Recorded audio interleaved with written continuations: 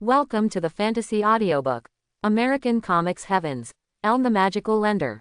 Chapter 21. A few people moved forward along the fog tunnel, dug by the elk. After walking about 20 kilometers, the elk's mouth suddenly opened wide, and the whale began to swallow the surrounding fog on a large scale. In the fog of pocket space, a new usable space is gradually born. To be honest, this scene is a bit spectacular, and Emma, who saw it for the first time, was deeply shocked.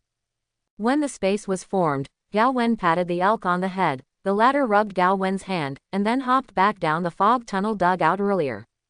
"This place sent me," Emma asked Gao Wen, pointing here. "Well, you can move your academy here, but I still suggest drawing a new design for the school, and then giving the blueprint to our friend. She can build what's in the design in an instant."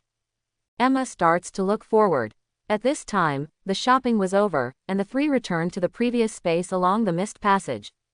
Well, Gao Wen decided to name the two spaces home space and academy space. The home space is the private domain of the Gao Wen family, and the college space is given to Emma to run a school. Gao Wen was also going to block the misty passage connecting the two spaces, lest he and his girlfriend would be bumped into by the children sneaking over from the academy space when he and his girlfriend were dating in the open air on the home space side. How embarrassing that would be. Came to Tunmei next to the villa. Gao Wen introduced Tunmei and Emma to each other.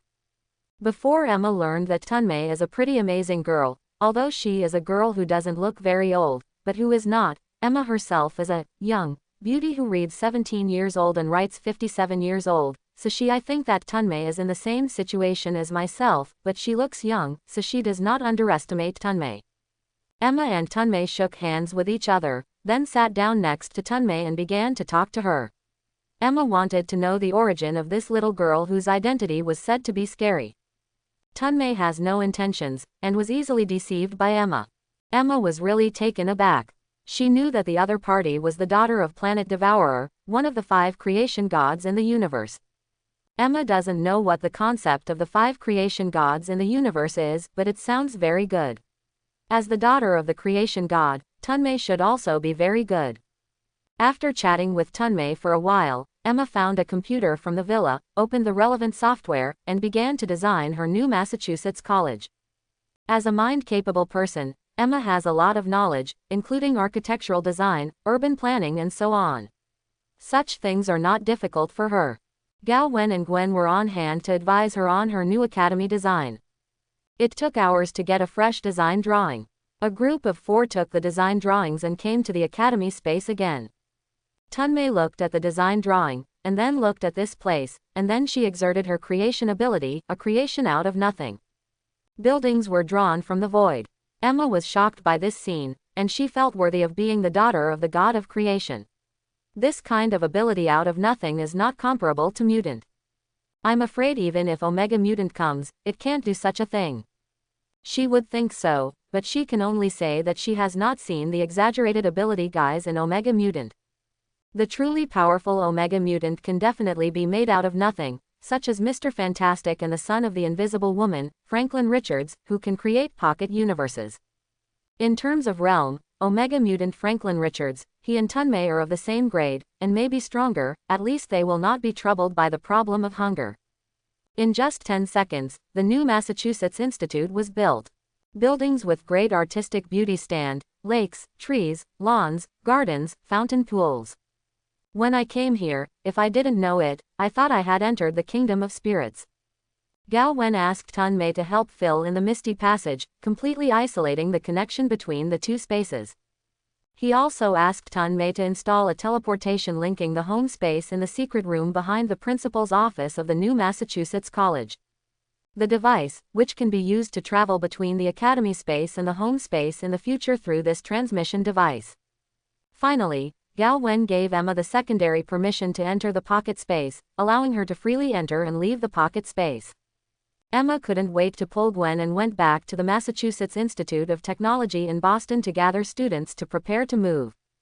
Gao Wen took Tunmei together and visited the new environment of the academy space. "Do you want to come here for school?" Gao Wen asked Tunmei. "Do you think that with my knowledge, I need to go to school?" Tunmei showed a dead fish eye expression. Since she moved to Gao Wen's house, Her expression has become richer day by day. I just thought you might want to make some new friends. No, I don't want to. It's not fun to play games at home when you go to school.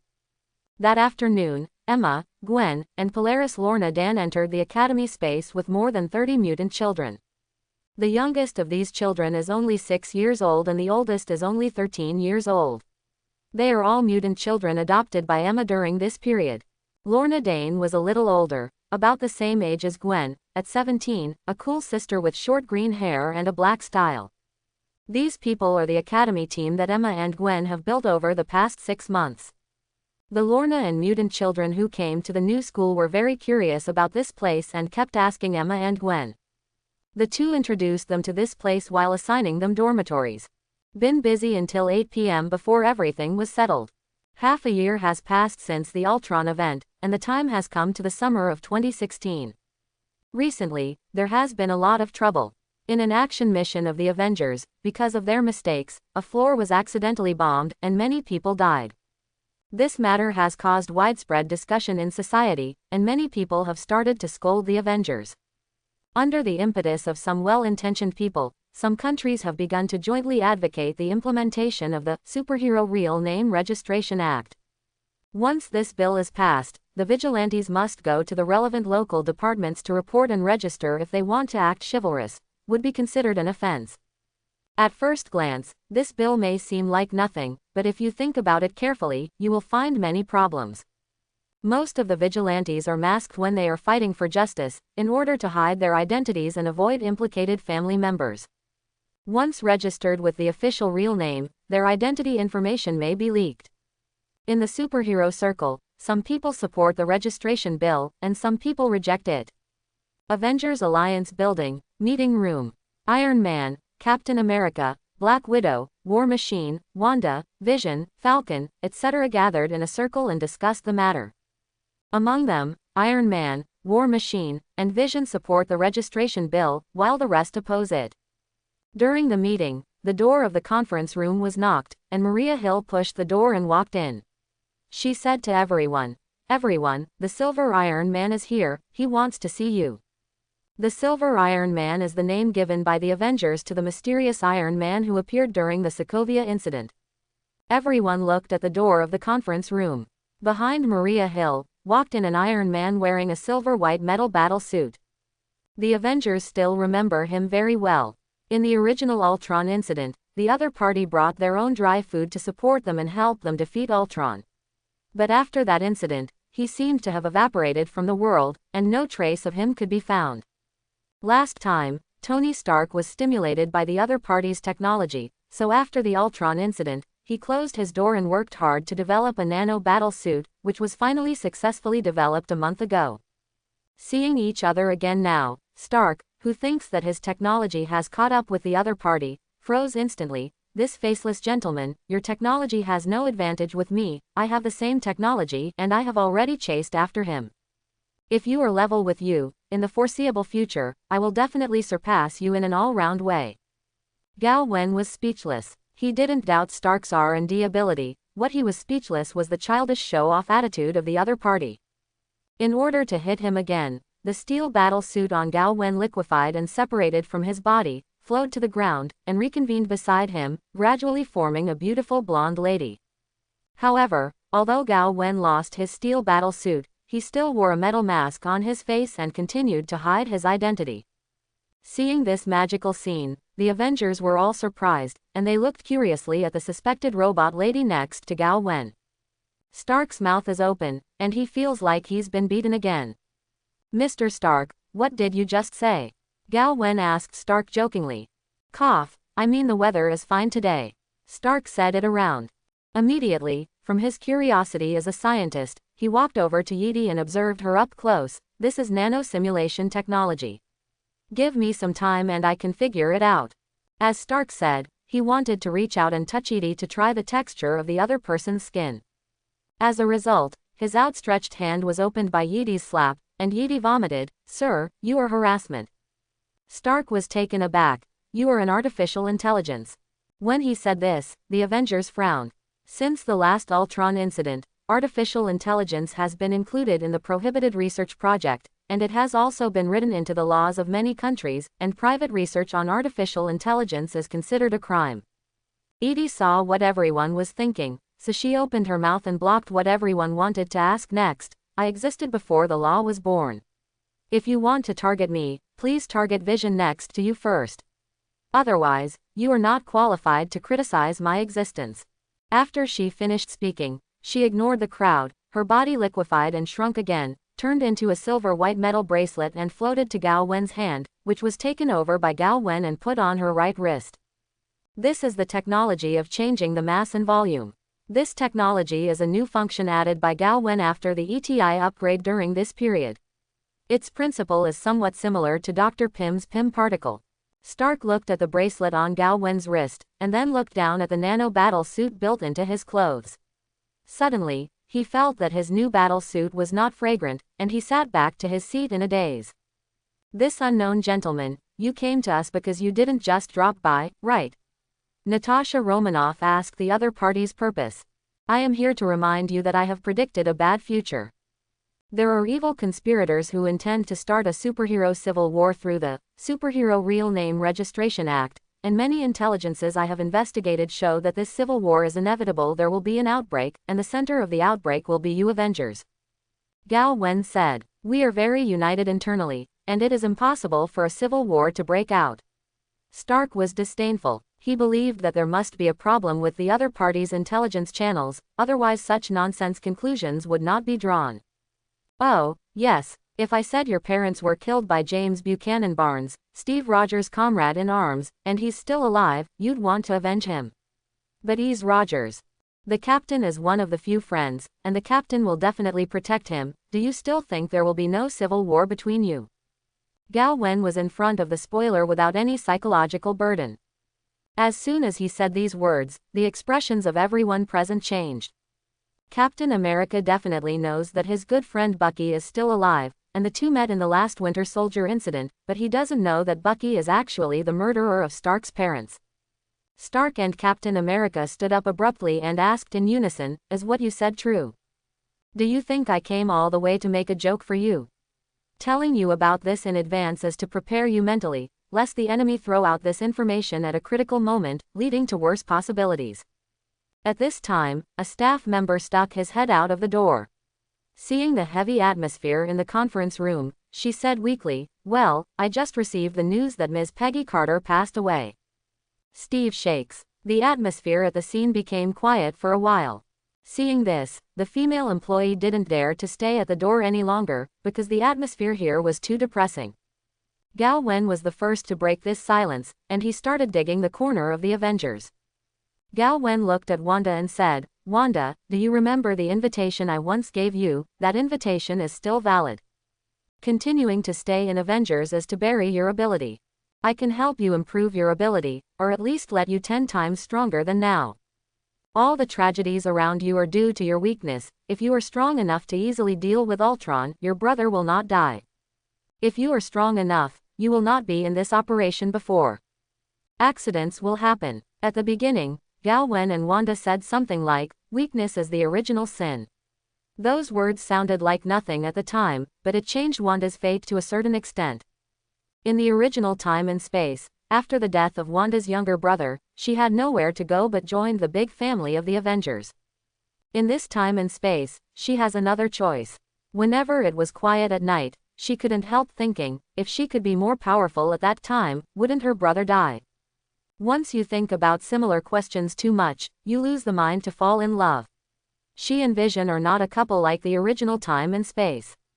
Seeing Gao Wen again, the other party invited her again. She asked the other party, how do I know you're not lying to me? She would ask that, obviously heartbroken. She craved power. Remember the friend I summoned last time? This is her judgment on you. She said that your potential is beyond imagination. Gao Wen pulled out Tunmei. It's really good for you to dig our walls in front of us. Black Widow couldn't stand it anymore. She didn't want to sit back and watch Wanda be kidnapped by this guy of unknown origin. Gao Wen shrugged. I've finished what I have to say. Black Widow snorted coldly, and she said to Wanda, come and talk to me next door.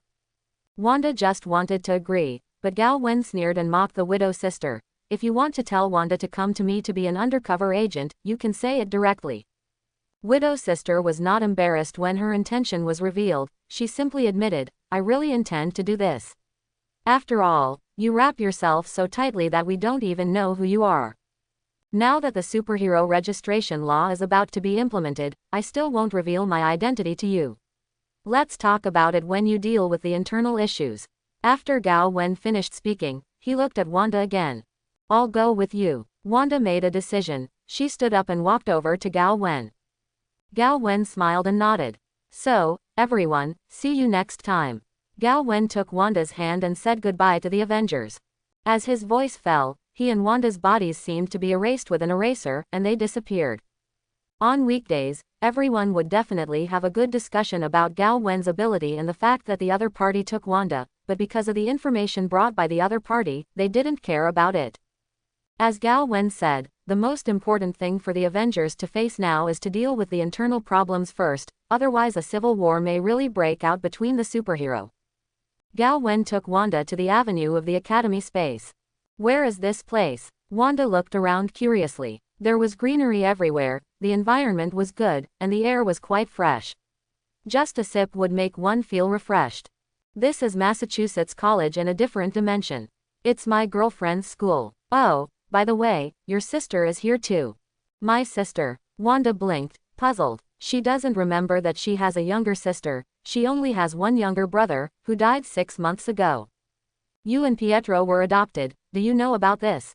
Gao Wen asked rhetorically. Wanda nodded, she definitely knew about it. The adoptive parents were very kind to their siblings and treated them as their own, but unfortunately they died under the missile of the Stark family. Wanda thought of something, and suddenly became expectant. Do you know who my biological parents are? Your father used the alias Eric Lenscher, but his real name was Magnus Eisenhardt, and he was called Magneto. Wanda was stunned. Magneto's name she'd definitely heard of, it was a mutant terrorist. She couldn't accept the fact that her biological father was a bad person. Just listen to Gao Wen continue. Your mother's name is Magda. Before you and Pietro, she had a girl, but the girl died unexpectedly in childhood. Her death made your mother see Magneto clearly his true colors, and thus left him. After your mother left, she found out that she was pregnant again. She gave birth to you in Wandag Mountain and gave you to the Maximovs at the foot of the mountain for adoption. Quote. So, my brother and I were abandoned by our mother. Wanda could not accept it. Yes, she wants to sever her relationship with Magneto, but as long as she sees the two of you, she will think of him. Gao Wen took Wanda for a walk on the campus boulevard and said, Magneto doesn't know Magda had 2 more children for him, so your father didn't know you existed.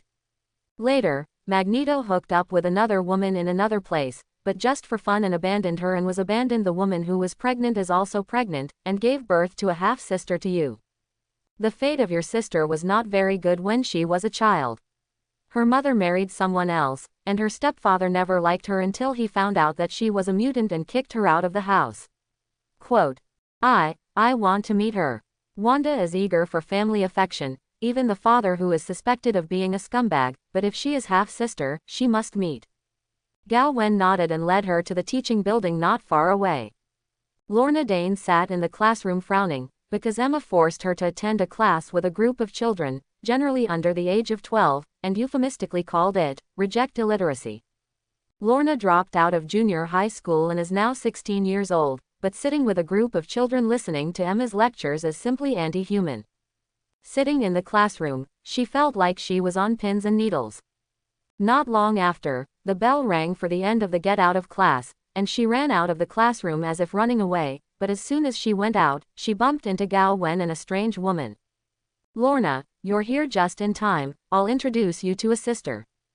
Gao Wen was interrupted by Lorna before he could finish speaking. I don't want a sister, and I don't have a sister either. Lorna pouted.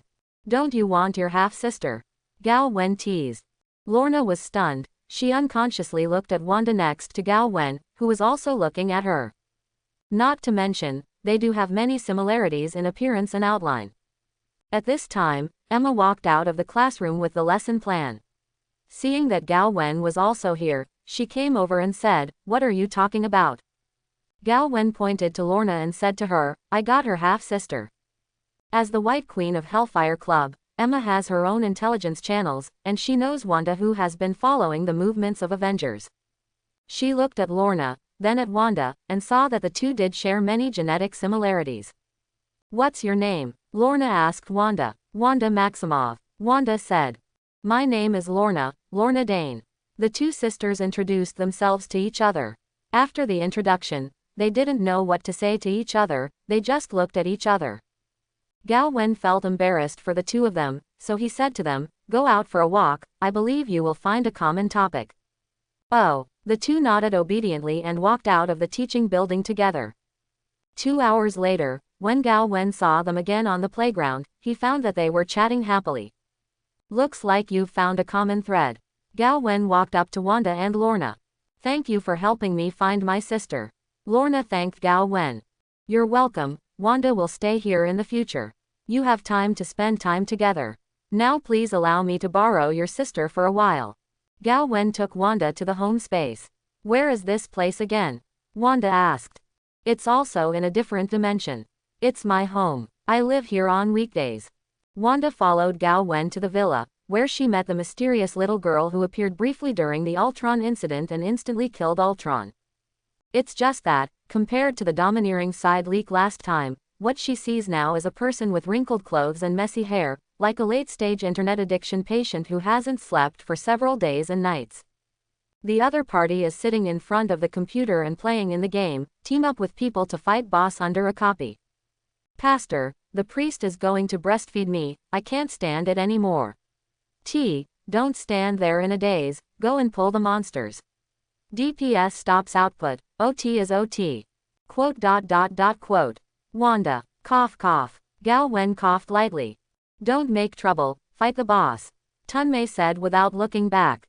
Gao Wen looked at Wanda and said embarrassedly, "As you can see, she is a house girl." "Ah, I see. What would you like to drink?" "Casual." Gao Wen brought her a bottle of Coke from the refrigerator and beckoned her to sit. "Do you know the source of the power in your body?" Gao Wen chatted with her about it. Wanda shook her head. Gao Wen said, "That's magic, the chaos force that drives origin magic power." "What is origin magic power?" Wanda knew magic existed. She had heard the Avengers talk about Loki when she was in Avengers, they said Loki can magic. Chaos contains existence in non-existence, possibility and impossibility.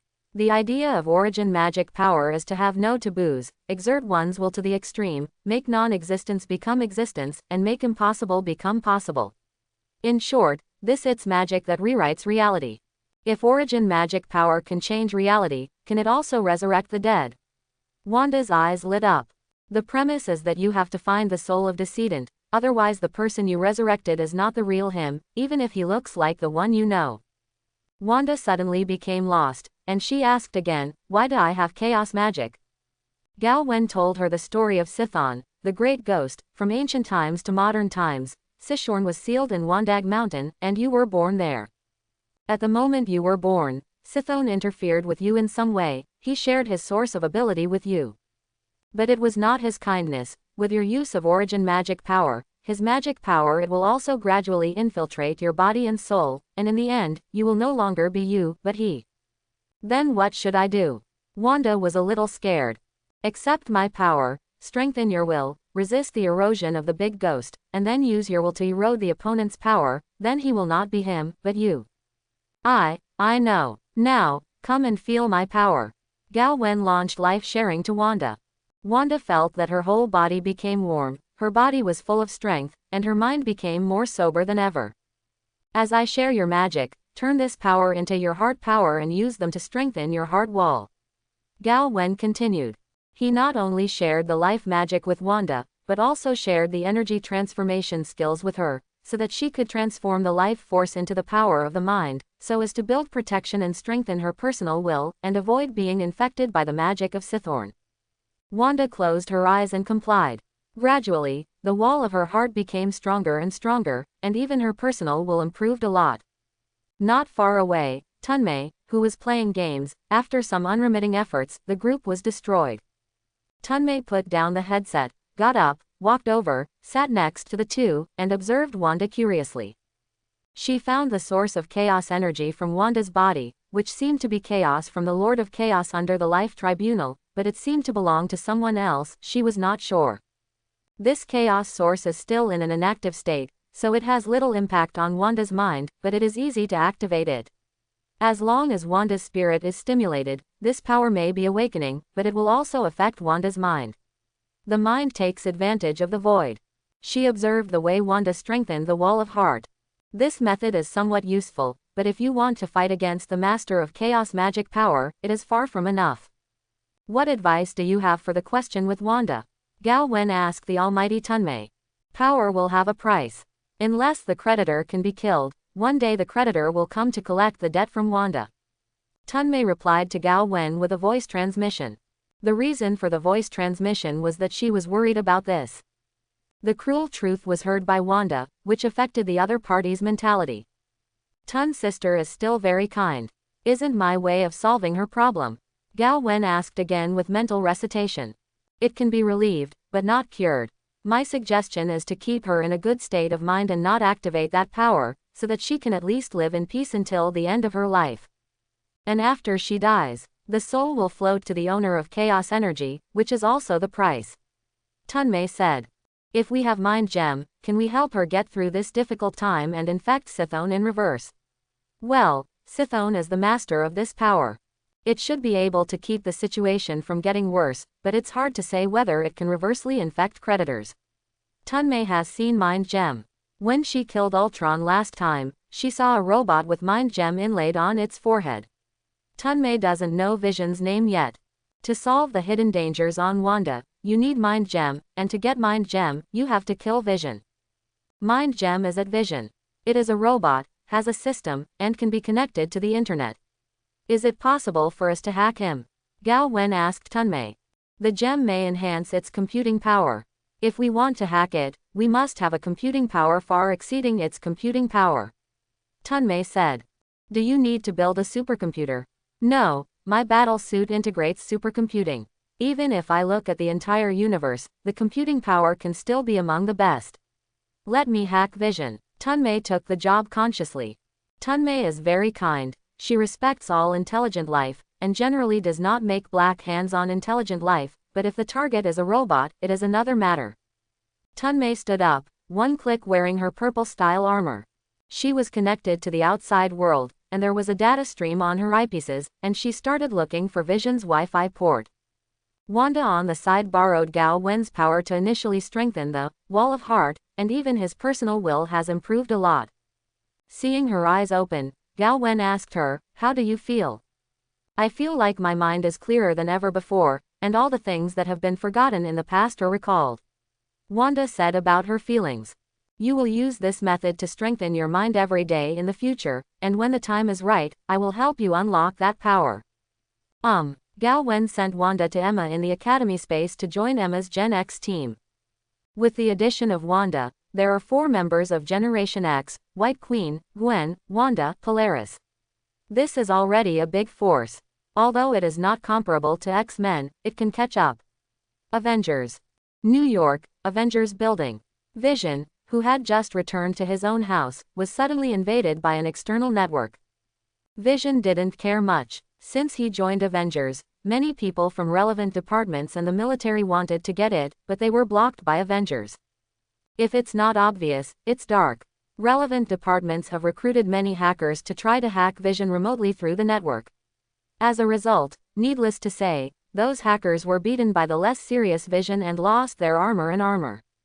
Vision thought it was another careerist coveting him, so he just dealt with it. But suddenly, the enemy's computing power suddenly soared billions of times, and Vision was caught off guard. Vision hurriedly invoked the power of Mind Gem, with full computing power, trying to resist, but due to the initial surprise, it was already at a disadvantage, and some of its authority was eroded by the other party. Vision realized that the enemy who is invading its own system through the network may not be the Earthlings. Humans cannot have such strong technology, nor can they build a supercomputer with such computing power. The computing power of the other party far exceeds that of the Mind Gem. Vision knew that it couldn't stand it and would be disconnected from the internet, but its body's internet access had been obtained by the other party. When Vision wanted to use the communication function to ask Stark for help, the communication authority was also occupied by the other party. The other party is obviously prepared, and from the beginning of the data invasion war, it has been steadily taking every step of the way. Vision knew that it wouldn't last long, but it couldn't help it. In the end, he could only watch helplessly as the intruded data took over all his permissions and shut down his intelligence system. At this time, a teleportation door appeared in the house out of thin air, and Vision, who was remotely controlled, walked into it expressionlessly, came to the home space villa, and walked in front of Tunmei. Tunmei reached out and took off the gem from Vision's forehead. Lost the Vision of Mind gem and completely lost his life. Tunmei grabbed the Vision corpse, activated the space ability, and threw it to the boundary of the universe. What Tunmei didn't know was that she threw Vision's body into the quarry of the gods at the boundary of the universe, and was picked up by the witch there. Obviously Vision's role does not end there, and it is likely to appear in the future. Not long after, Gao Wen came back from the academy space, and as soon as he got home, he saw Tunmei holding a topaz in her hand. So soon, Gao Wen leaned over. "I'm absolutely foolproof," Tunmei said proudly. "I can make it into a pendant. As long as Wanda wears it around her neck, her mind will not be affected by the creditor." As she spoke, she activated ability, and with a flash of red light on her hand, she made Mind Gem into a pendant. Just looking at the style of the pendant, it cannot be seen that it is a Mind Gem, and it is very camouflaged.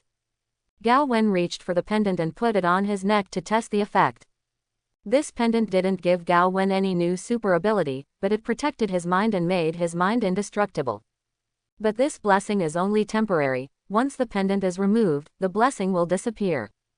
"Good job." Gao Wen patted Tunmei's little head as a compliment. Tunmei, who was killed by touching her head, puffed out a bun face. Seeing her cute look, Gao Wen couldn't help but hug her and kiss her on the cheek. Tunmei was stunned. I was actually kissed by him again. Wanda's departure, and Vision's disappearance, made the Avengers, who were already shrouded in darkness, even more anxious. Stark and Captain America look alike. Captain America doesn't have the heart to quarrel with Stark. He went to London alone to attend Peggy Carter's funeral, and tried to contact Bucky to let him hide from Stark, but Captain America didn't know where Bucky was, nor did he can't get in touch with him. Stark launched his personal connections and intelligence network, and began to search the world for Bucky, the murderer, and threatened to kill Bucky himself to avenge his parents. War Machine Colonel Roddy expressed support for Stark's actions. Natasha Romanoff is too lazy to persuade him. Could it be possible to persuade Stark to put down his butcher knife and become a Buddha? Natasha Romanoff found Maria Hill and discussed the situation with her. The Silver Iron Man is right, the Avengers are falling apart, and we can't find a way to stop it.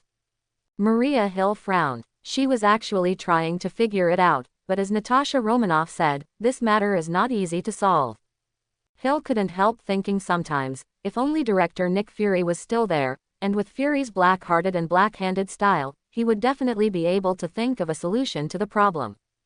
Hill tried to simulate Fury's black-hearted way of thinking, and she really thought of a way that didn't work. "We have to find Sergeant Bucky first and let him disappear. As long as Captain and Stark can't find him, the conflict between the two will not escalate.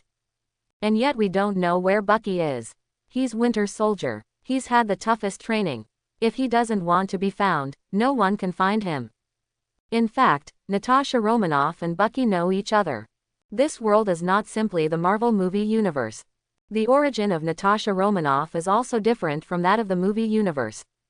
She was born in 1928. She used to be the agent of the Red Room. With Winter Soldier Bucky has worked together a few times. "That's better than nothing. Anyway, I'll investigate Bucky's whereabouts privately," Maria Hill said. Adrienne Frost comes to Hellfire Club. She was in a bad mood. Half a year ago, in order to get her sister Emma to reopen MIT, she endured a strong sense of unhappiness and helped the other party, thinking that this would create a weakness for the other party. As a result, the sidekick named Gwenpool beside Emma was too impeccable, always able to inadvertently smash her conspiracy. It's fine if that's the case, but just yesterday, the Massachusetts Institute of Technology suddenly went empty.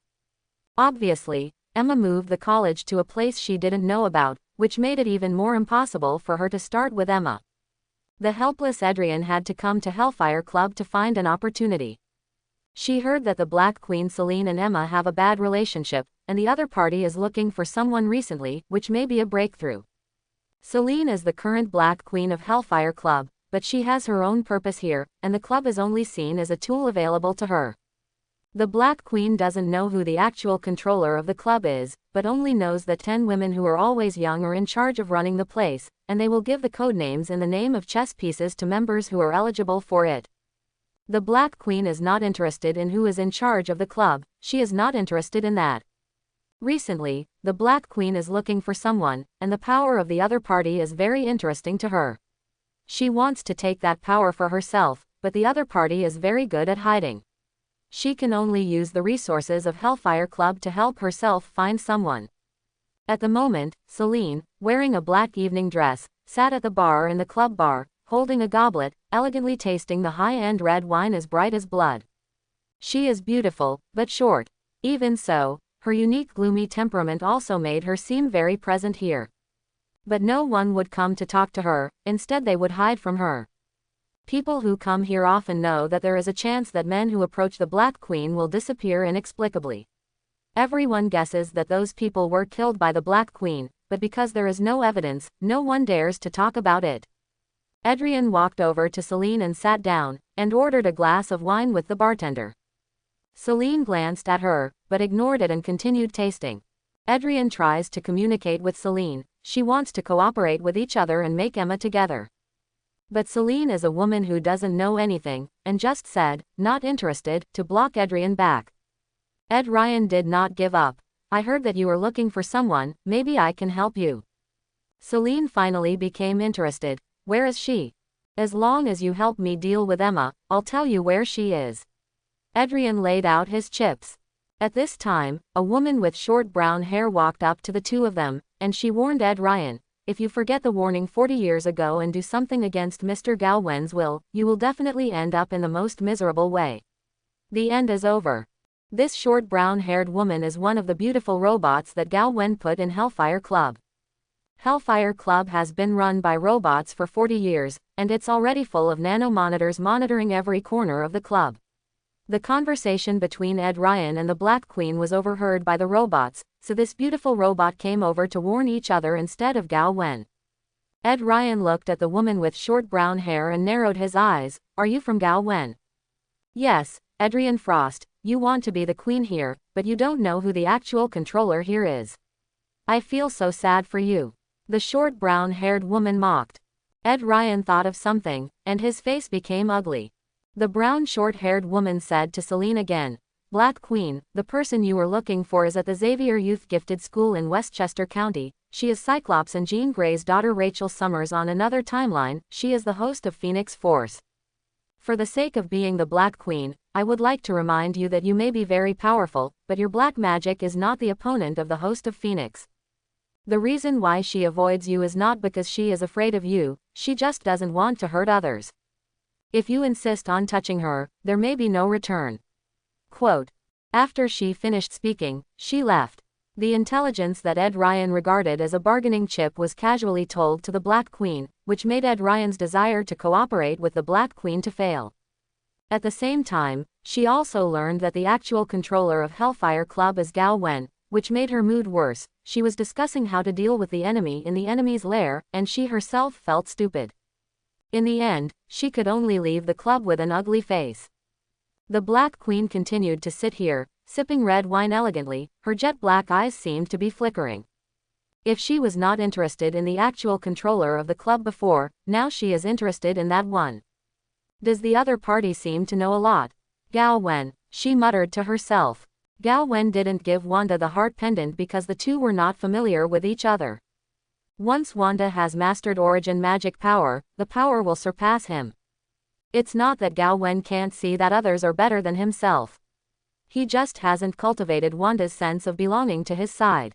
If he wants to leave after he has achieved great success, wouldn't Galwen become the big guy who gave away the equipment for free? Therefore, Galwen is going to wait for the last year and a half. After Wanda has a real sense of belonging here, it is the right time to send the equipment. Now, Galwen is ready to study the magic of cost. He wanted to study this for a long time, but he didn't know much magic before, and even if he researched it, there were not many magics that could be borrowed. Now you can try it. The basic theory is already there. As long as the life-sharing skills are magically modified, add the characteristics of infecting other people's bodies and souls, and finally make a contract, it should be almost the same. While pondering the magic of price, he also devoted himself to being a guest teacher in the academy space, cultivating relationships with mutant children, establishing his own authority in their hearts, and when they grow up, he can use, to find them a copy. Work, in the name of letting them work for themselves. A few days later, with the heroes of the Avengers Alliance trying to avoid a civil war, the superhero civil war eventually broke out. In this world, everyone has their own friends. Black Panther's father died. He thought the murderer was Bucky, so he wanted to kill Bucky, thus getting involved in the Civil War. And Black Panther is in a relationship with Storm in X-Men, so Storm is also involved. Storm is in the war, can the X-Men stay out of it? There are many similar situations. Not only the Avengers are involved in this civil war. In short, in the end, there were hundreds of participants in the superhero civil war, and there were people from relevant departments and some conspirators behind the scenes. This civil war is far more lively than in the movie. Gao Wen didn't participate in the superhero civil war, because there will be no winner and no profit to be made in this war. But Gwenpool went to join in the fun. As a mercenary, she went to the Captain Steve Rogers to sell herself, and she forcefully cut in the queue to become a foreign aide on the captain's side. Gwyneth doesn't want Captain to die in the Civil War as in the comics, which is why she chooses to side with Captain America's anti-registration faction. If the Marvel story was without Captain America, the fun would be much less. In fact, most of the people involved in this civil war were involved, and those who could stay out of it had long since disappeared, and no one wanted to get up, except for Gwen. When the superhero civil war was raging, Gao Wen's pocket space was not affected, and it was as comfortable as ever. At noon that day, Emma brought Wanda and Lorna to Gao Wen's house in Pocket Home for lunch. Gao Wen and Tun Mei, Emma, Wanda and Lorna, were sitting in the living room, watching TV and eating lunch. Today's major TV stations are broadcasting superhero civil war events. How long do you think this civil war will last? Lorna asked. It shouldn't be long and there will be no winners, said Gao Wen. To be honest, this civil war is not the same as the movie, nor is it the same as the comics, it is more like a mixture of the two, which makes Gao Wen a little unclear about the future development. After all, the plot has changed. But it doesn't matter. He has found his own evolutionary path. He can improve as long as he follows the steps, and he does not need to rely on the foresight of the plot to make profits. Look, Gwen is on TV.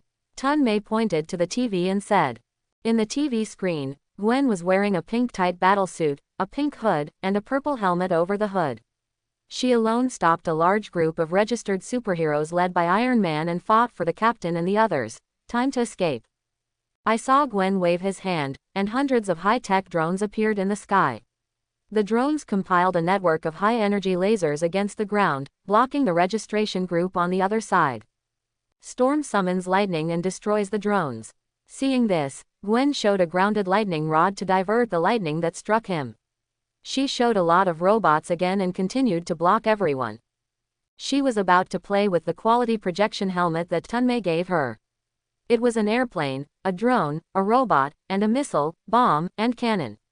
Just one person stopped everyone. Her ability was exposed to the world for the first time, and everyone was shocked by her ability. She seemed to be able to make anything she wanted. Is she a mutant? With the help of Gwen's, Captain America, Bucky, and others successfully boarded a Quinjet, which took off, entered supersonic cruise mode, and flew beyond the border. Seeing Captain America and the others evacuated successfully, Servant Gwen smiled and said to the ugly Tony Stark and others, "Remember my name, I am Servant Gwen, a mercenary, and I speak for myself. If you encounter any trouble in the future, you can come to me to issue the commission, and I will accept it or not according to the situation." After she finished speaking, she conjured a small plane out of thin air and chased Captain America and others away. Did she get a little carried away? Emma looked at the TV screen speechlessly and raised her forehead. That's her style. Gao Wen doesn't agree with this. Gwen serves, naturally, her style is very similar to Deadpool's. Doing things, being handsome, playing off, peeking at walls, and showing off are all her characteristics. But Gwen is different from Deadpool. Although she thinks she is in the world of comics, she will not take the initiative to talk to people who read comics outside the comics, at least not until she has not realized the law of popularity is immortal. A few days later, the superhero civil war was over. Captain America is not dead, but he is a wanted man like Bucky, and many superheroes of the anti-registration faction have also become criminals, such as Black Widow, Falcon, Hawkeye, Sharon Carter, Ant-Man, etc. Another day at noon, Gal Wen's family gathered together for dinner. "Thank me, I brought you out of the quagmire of the Civil War ahead of time, otherwise you would have been on Captain America's side, and you might be a wanted criminal by now," Gal Wen said to Wanda. Wanda's expression is subtle. Thinking about it carefully, it seems that this is the case. There is one more thing she can't understand. Obviously Gal Wen told the Avengers in advance what the fuse of the Civil War was. Why did the Civil War break out? She also asked this doubt to the people present. Probably the death of King Wakanda became another fuse. Someone secretly framed Sergeant Barnes, which led to Wakanda's Black Panther. Emma analyzed. In the evening half a month later, Gal Wen finally perfected his price magic. This price magic is a contract. As long as someone signs this contract with Gal Wen, they can use Gal Wen's life magic to perform the magic shared by Gal Wen. Because the contract was compiled by Gal Wen himself, and the content of the contract was also written by him, so Gal Wen can also choose not to lend magic to the contractor. The more magic the contractor casts using life magic, the faster his body and soul will be infected. In the end, everything about the contractor will belong to Gal Wen, including the other party's memory, knowledge, life, mind, and even soul. Those who borrow Gal Wen's magic can also choose to use only the magic of life to develop new magic by themselves, but the magic that has been developed can also be mastered by Gal Wen. Do not get rid of the end of being infected. Gal Wen is going to find a guinea pig to test the magic of price. Who should I look for? It's better to find someone who is smarter, and then encourage the other party to develop magic, so that Gal Wen can get more benefits. He immediately thought of Stephen Strange, who had not yet become Doctor Strange, who was definitely a smart man. But he quickly shook his head and skipped the option. If Strange was to be chosen, it would definitely lead to Ancient One. Besides, Strange is not the only smart person in this world, there are many options. Now is the period of wretched development, there is no need to trouble yourself. After thinking for a long time, Gal Wen made a decision. He doesn't plan to pick people by himself, it's too troublesome. He's going to write a magic book, and then throw the magic book out. Whoever picks up this book is a lucky person. Since you want to make a magic book, you must make the magic book a little mysterious, otherwise it would be too low to write it in a diary. So he went to the almighty Tunmei and asked her to help him make a blank, mysterious, and compelling-looking book, and then took a quill, dipped it in ink, and started writing. At this time, Gwen's servant finally got home from playing outside. As soon as she entered the door, she saw Gal Wen writing, so she came over to have a look. She giggled and said, "You're finally going to set up a school.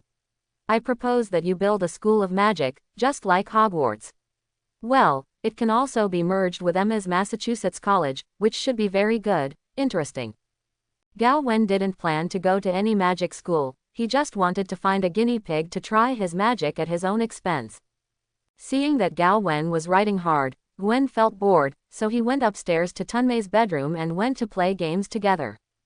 Emma didn't come back tonight, she went straight to the Hellfire Club outside after her class, she hadn't been in a while.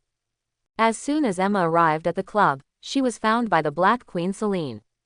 The relationship between the two queens, Black and White, has never been very good, but it is not so bad that they are torn apart when they meet. The Black Queen came to Emma to ask about Gal Wen, and she is more interested in Gal Wen now. It is worth mentioning that now Emma already knows that the actual controller of the club is Gal Wen. She was really surprised when she first learned about this, but then she accepted this setting. Asked by the Black Queen about Gal Wen, Emma was puzzled. What did you ask him to do? The Black Queen is both a mutant and a black magician, aged 17,000 years. She has always dreamed of being able to become a god one day, and she will do anything to achieve this goal, and Mary Sue's attributes are full. I'm going to ask him some questions about the mysterious world. I can help you speak for him, but you have to pay something. Emma is not a warm-hearted woman, and it is okay to ask her to help, but you have to pay something. I know a piece of information that may interest you. Tell me. There was a man who was born in the time of King Arthur. A plague destroyed her hometown, but she miraculously survived. Since then, she has claimed to be a believer in the God of life, and has also been the wife of King Arthur, and has lived up to now. She has the mystery of immortality hidden in her body. King Arthur's wife. Are you talking about the Queen Guinevere who cheated on King Arthur by cuckolding? Emma took a little interest. That's right, it's her. Pocket home here. Gawain finished writing the Book of Magic, checked it again to make sure there were no typos, and turned the book to the cover, thinking about what kind of title should be given to the book. After thinking about it, he didn't think of a good name, so he simply wrote, The Book of Life, in big characters. The title is uninspired, but at least it sounds lofty. After getting the magic book, Gawain imagined a surprise door in front of him, ready to throw the book behind the door. As his thoughts flickered, the door was opened out of thin air, revealing the environment behind the door. Gawain looked at the opposite side, and found that there seemed to be a medieval village in Europe. The sun was shining, it was afternoon. There was a fire burning in the village and town, and the screams continued. Somebody could still be vaguely heard shouting, I'm not infected with the plague, let me out, or something like that. Gawain roughly understood the situation there. Behind the door should be a plague-ridden village and town in Europe. In order to avoid the spread of the plague, the local lord sent his knights and soldiers to surround the town and let it go. A fire will burn people together with the plague. Similar things happened frequently in the history of the Middle Ages in Europe. Gawain didn't plan to save people, he just threw the Book of Life in his hand to the other side of the door. He wasn't worried that the book would be burnt by the fire over there, because it was fireproof. Having done this, he closed the door of surprise. The moment the door closed, Gawain received feedback from the past and present, price magic, and there was a lot of information. The feedback information is as follows. In the village and town that was plagued by plague and burned by fire, a local girl picked up the Book of Life. The girl's name is Guinevere. She is one of the few people in the town who has not been infected with the plague. She seems to have a noble background, but because the town is blocked, the knight grandpa and soldiers surrounding the town will not risk the spread of the plague. She goes out. The girl knew that she could not survive, and she had given up to survive. But just when she was waiting to die, she found the Book of Life, so she picked it up and opened it, and glimpsed the magic mystery in it, which made her see the hope of living again. In order to survive, she signed a contract with the unknown existence, without hesitation according to the contents of the book. After that, she miraculously survived the sea of fire with the magic in the book. The knight Lancelot, who was in charge of burning the village, saw this scene and regarded it as a miracle, so he took the girl back to Camelot to meet King Arthur. King Arthur has always been more interested in mysterious events. He kept Guinevere in his palace, and then fell in love with her and married her as his queen. Guinevere, who became the queen, did not give up her study of the book. After she had thoroughly absorbed all the knowledge in it, she went to the great magician of Merlin and Morgan Le Fay to ask about the knowledge of mysticism. Gradually, she developed some life-related magic. These spells include but are not limited to body multiplier, body reduction, shapeshifting, life curse, ooze form, life poison, dragon skin, flight, limb integrate, range damage healing, witch's hair, water breathing, reptilian tongue, blah, blah, blah. In addition to magic research, Guinevere's life is extremely simple, and people are more conscientious. As the wife of King Arthur, she had a private rendezvous with the handsome Lancelot in the Knights of the Round Table under the instigation of Morgan Le Fay and the time traveler Dr. Destruction. Later, King Arthur suffered misfortune and that tragedy happened. But Guinevere survived. Since then, Guinevere has realized that she is no longer simple, she has found a place to live in seclusion and concentrates on the study of magic. However, the way she obtained magic power was price magic, after all. As she continued to use the magic power of life, her body and soul were gradually infused with magic power. In the end, she completely became a fanatical worshipper of the God of Life, believers. The so-called God of Life is a title that Gawain put on his head. The impregnated Guinevere, her everything does not belong to her. Only because Gao Wen, the creditor, is in the future, he has never collected debts from her. Perhaps in the eyes of her peers, Guinevere's only cost of casting spells is to give her more faith. Time has come to modern times. Guinevere still exists. In the past 1,500 years, she has used life magic to create a lot of life magic. There are thousands of kinds, enough to write several books. Currently, she lives in Kamar Taj and is friends with the Sorcerer Supreme Ancient One. After digesting the feedback from Price Magic, Gao Wen was a little stunned. The act of throwing books into the past actually created a Queen Guinevere with an enhanced magical power.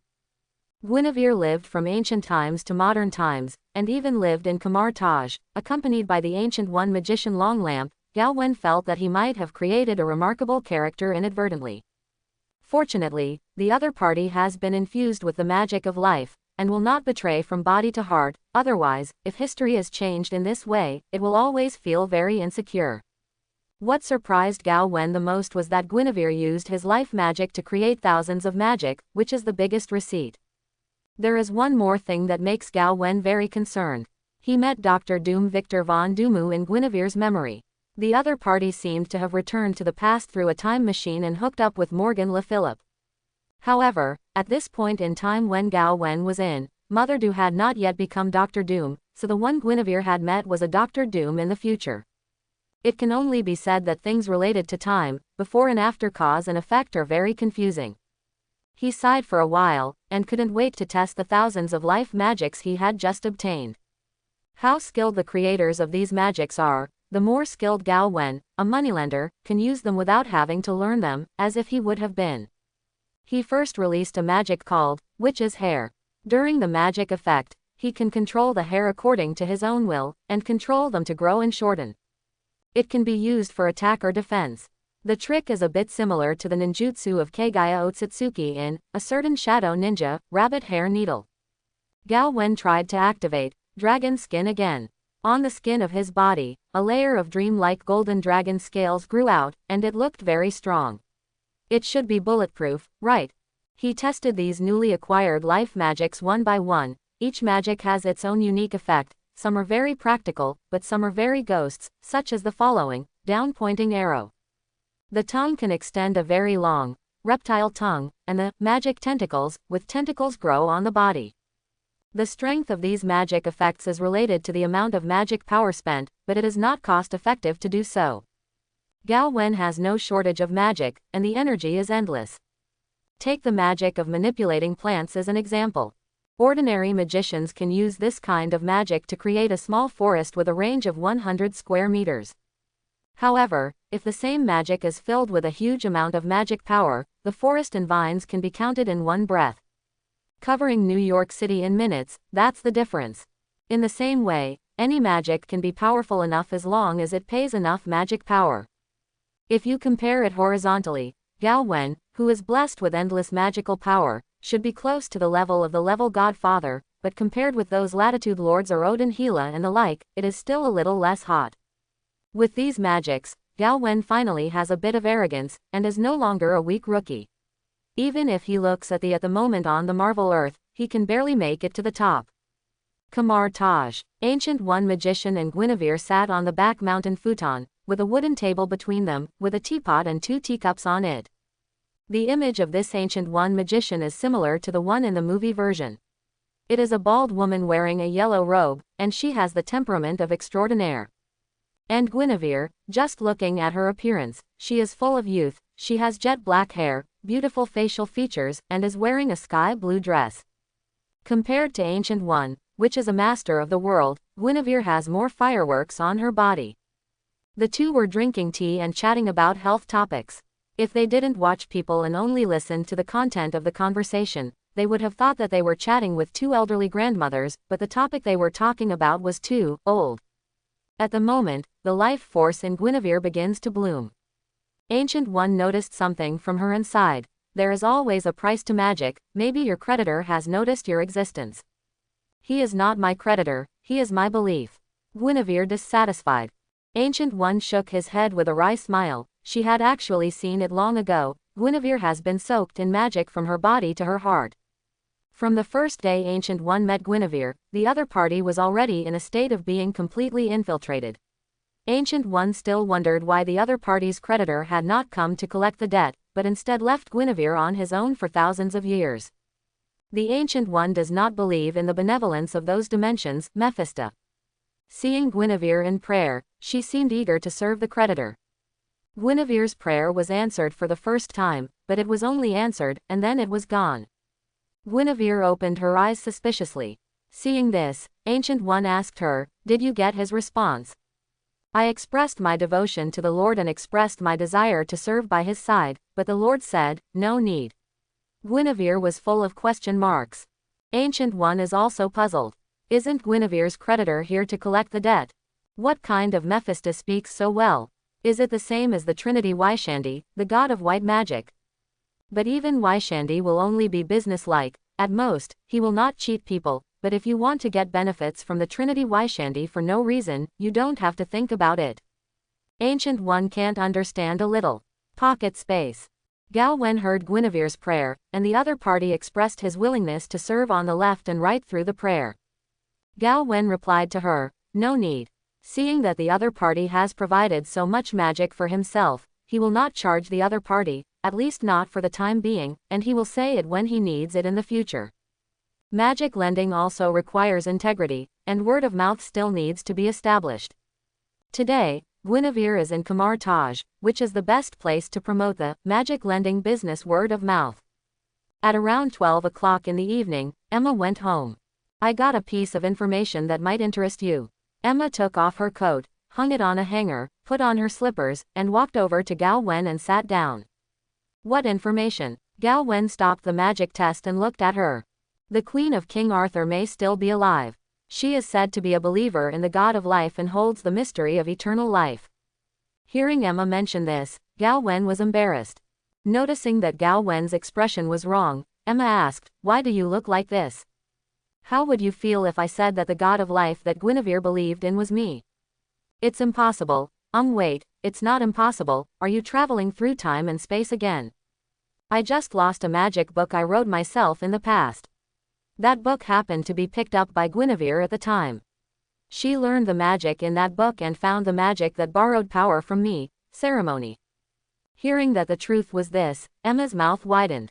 30. The door of surprise is surprise. After chatting with Queen Guinevere, Emma told Gawain about the Black Queen wanting to see him. Gawain disagrees with this. He is not interested in that woman. After skipping the topic of the Black Queen, Emma said, "Come out for a walk with me." "Where?" "Anywhere. I just want to go out for a walk with you."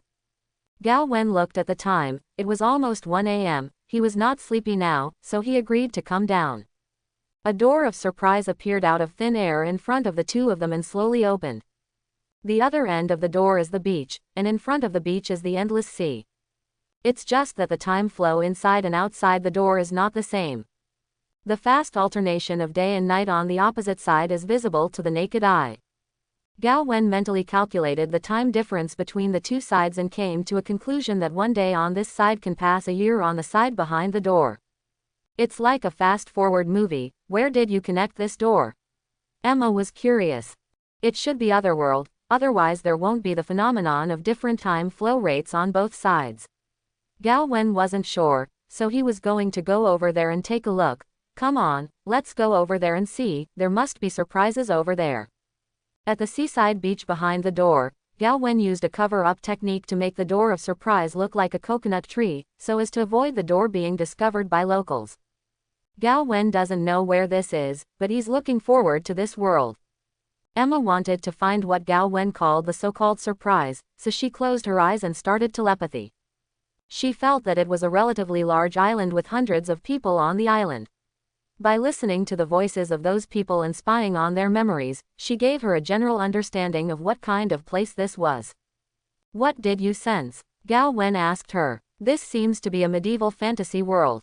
The place we are in is Dragonstone, not far from a place called Westeros. There is a city-state called King's Landing on that continent. Not long ago, King's Landing, the king of the city, was killed. The queen and the prince hid on the island under the escort of the fleet, and I also found that there were people in the fleet who wanted to betray the queen and the prince. Hearing this information, Gao Wen knew what kind of world this was. This is where the story of A Song of Ice and Fire, Game of Thrones takes place. His door of surprise can not only span space and time, but also dimensions and planes. It was a big surprise. The queen and prince in Emma's information should be the mother and big brother of the dragon mother Daenerys Targaryen. According to the plot, after the death of King Aerys II Targaryen in King's Landing on Westeros, Queen Layla and her son hid in Dragonstone under the escort of her subordinates. When they escaped, Queen Layla was still pregnant, and she would give birth to the dragon mother Daenerys Targaryen on Dragonstone, but she would also die in childbirth. Gao Wen began to think about what he could gain from this world. Coming to the legendary Otherworld, which is still a medieval magical wind and is dominated by humans, made Emma particularly excited. In particular, this world is faster than Marvel's world, and Emma is even more excited, which means that even if they stay in this world for a long time, Marvel's side will only pass a few days. I have an idea, Gao Wen said. What idea? I want you to brainwash everyone on Dragonstone with mind ability to make them forget about Queen Layla having a son. Do you want that little prince to evaporate? Yes, when you are brainwashing them, you will give yourself a Targaryen surname to exist as Queen Layla's sister, temporarily changing her name to Emma Targaryen. Queen Layla and King Aerys share the same last name because they are siblings. Yes, this is the L wheel. Gao Wen wants Emma to infiltrate the Targaryen family and become Long Ma's aunt. After Long Ma is born, she will raise her personally, teach advanced knowledge, and finally use technology to push the world. This should be very interesting. It's definitely going to take a long time, but Gao Wen thinks it's worth it. Anyway, a year in this world will only pass one day on Marvel's side, and even if you stay here for 30 years, only 1 month will pass on Marvel's side. Gao Wen can just take this time to immerse himself in his development, consolidate his strength, and start his own magic lending business. Emma agreed, and she was about to activate mind ability. You do this first, I'll go back and ask Gwen and Janata if they want to come over and play together. Gao Wen said. Call Lorna and Wanda too, Emma said. Gao Wen nodded, then walked through the door of surprise and walked back to Pocket Home Villa. Once he came back, he teleported to the Pocket College dormitory area again, came to the door of the dormitory of sisters Wanda and Lorna, and knocked on the door. Because it was midnight, the Wanda-Lorna sisters in the dormitory were already asleep. A sudden knock on the door woke them up. Before long, the door of the dormitory was opened by Wanda, who was wearing a set of white pajamas. Seeing that the person knocking on the door was Gao Wen, Wanda asked in confusion, "Why are you looking for me so late?" "I'm not looking for you, I'm looking for your 2 sisters. You should get dressed and get up immediately, and go to Otherworld with me for an adventure later." Otherworld? What kind of Otherworld? Lorna asked expectantly, with his head popping out from behind Wanda. Unlike Wanda, who likes quiet, Lorna is an adventurous girl, and she is very excited to learn that Gao Wen is going to take the 2 on an adventure to the legendary Otherworld. It's a magical medieval world over there. In short, change your clothes quickly. I'll be waiting for you at the door. Not long after, the 2 sisters changed out of their pajamas and walked out. Gao Wen brought the 2 of them to Pocket Home's villa and asked them to wait in the living room first, while he went upstairs and knocked on the door of Tunmei's bedroom. "Please come in." Tunmei's voice came from the bedroom. Gao Wen pushed open the door and walked in, and saw Tunmei and Gwen sitting alone in front of a computer, playing a certain online game as a team. "I found another world. The style of the world is similar to the game you are playing. It is a medieval magic style. The time over there is very fast. 1 day here, a year can pass there. I'm going to go after practicing for a while there. Do you want a piece?" Chapter 31. Medieval Magic Wind. When she heard the Otherworld in that style, Tunmei actually had a little bit of anticipation, which was probably related to the game she was playing recently. Is there a story over there? Gwen is also looking forward to it. She is not looking forward to the style of that world, but whether there is a story she is familiar with over there. The story world of comics or movie novels is also possible, right? Have you watched Game of Thrones? I've seen it, don't you think? Gwen's eyes lit up. Well, that's it, since you all want to go, let's prepare. After Gao Wen finished speaking, he left the bedroom and went downstairs to wait with Wanda Lorna. It didn't take long for Tunmei and Gwen to go downstairs. Tunmei said energetically, "Let's go. Don't worry, the place we're going to is in a medieval style, so change to suit the style first," said Gao Wen. Due to the difference in the flow of time between the two worlds, when Gao Wen went home to gather his teammates, Emma had been alone on Dragonstone Island in the world of ice and fire for a week. She used this time to brainwash everyone on Dragonstone Island, and incidentally, she also made Queen Layla's son, the little prince who is only a few years old, evaporate. This is not just a physical evaporation, but also disappeared from everyone's memory. Queen Layla forgot that she still had a son, and now she only knew that she was carrying her only child in her womb. Emma, as Queen Layla's sister, appeared in the memory of everyone on the island, with no sense of disobedience. At the moment, Emma, dressed in a medieval aristocratic-style dress, stood on the high platform of the castle with her pregnant Queen Layla, overlooking the mainland of Westeros across the channel. Queen Layla is very young, only 21 or 2 years old. It is hard to imagine that she is already a mother of 2 children at such a young age. In the case of being close relatives with her big brother, she can give birth to a daughter with good genes like Longma, which shows that her own genes are also very good, and she is a beautiful beauty. Her appearance without makeup is only a little worse than that of Emma after makeup.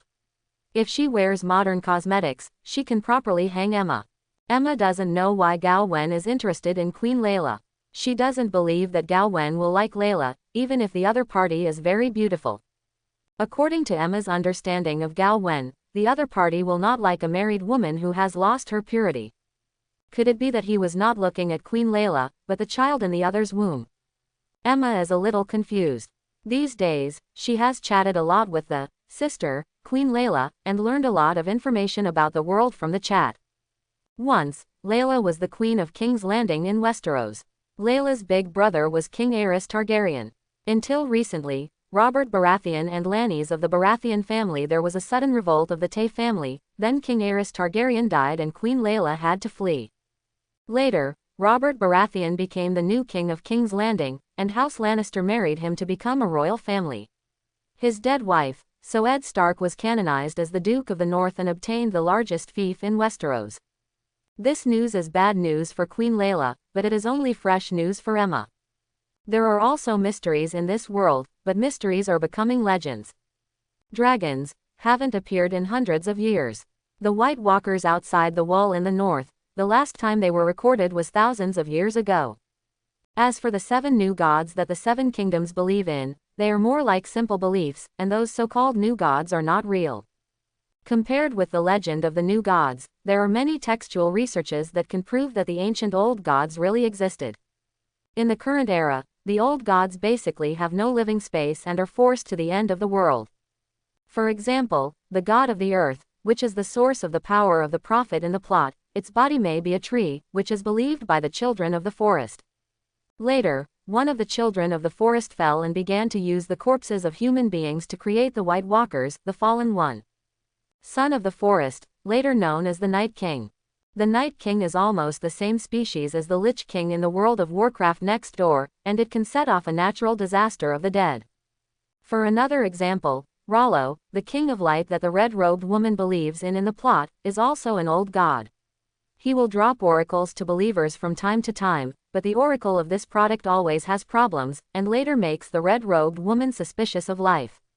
Emma chatted with Queen Layla and asked her some world history. She wanted to understand the world as much as possible. At the same time, Emma also has a little ambition.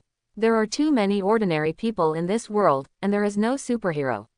She wants to run a power here, create a country, become a queen, and enjoy a Game of Thrones. The next day, when Emma sensed that Gao Wen was coming, she went to greet Gao Wen and the girls behind him in person, and said, "Gao Wen, I want to develop power in this world." "Okay, you can develop troops in the name of the orthodox royal blood of the Targaryen family. After you develop it, go to counterattack Westeros," Gao Wen said. Emma happily gave Gao Wen a kiss. Gwen looked around and asked Gao Wen and Emma, "What time is it now?"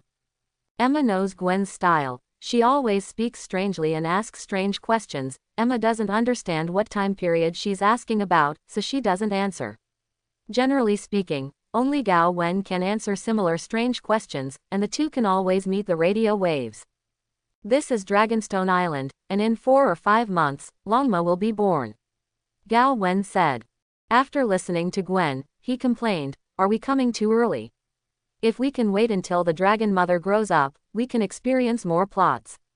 Come so early, we have to destroy the plot and fight for Westeros continent. I can't even imagine what the future of this world will look like. We are here for vacation, not to experience the plot. If you feel bored, you can use this place as a world OL, or a city simulator. Find someone to find a place to build a city and farm for yourself." Gao Wen shrugged. "I still want to cultivate the dragon mother. I will cultivate the dragon mother will cultivate the dragon, and then the dragon will be cultivated into the dragon gods in D&D that are comparable to the gods. That is more interesting." Gwen talking and talking, I found that it seemed more fun to do this, and suddenly I couldn't wait.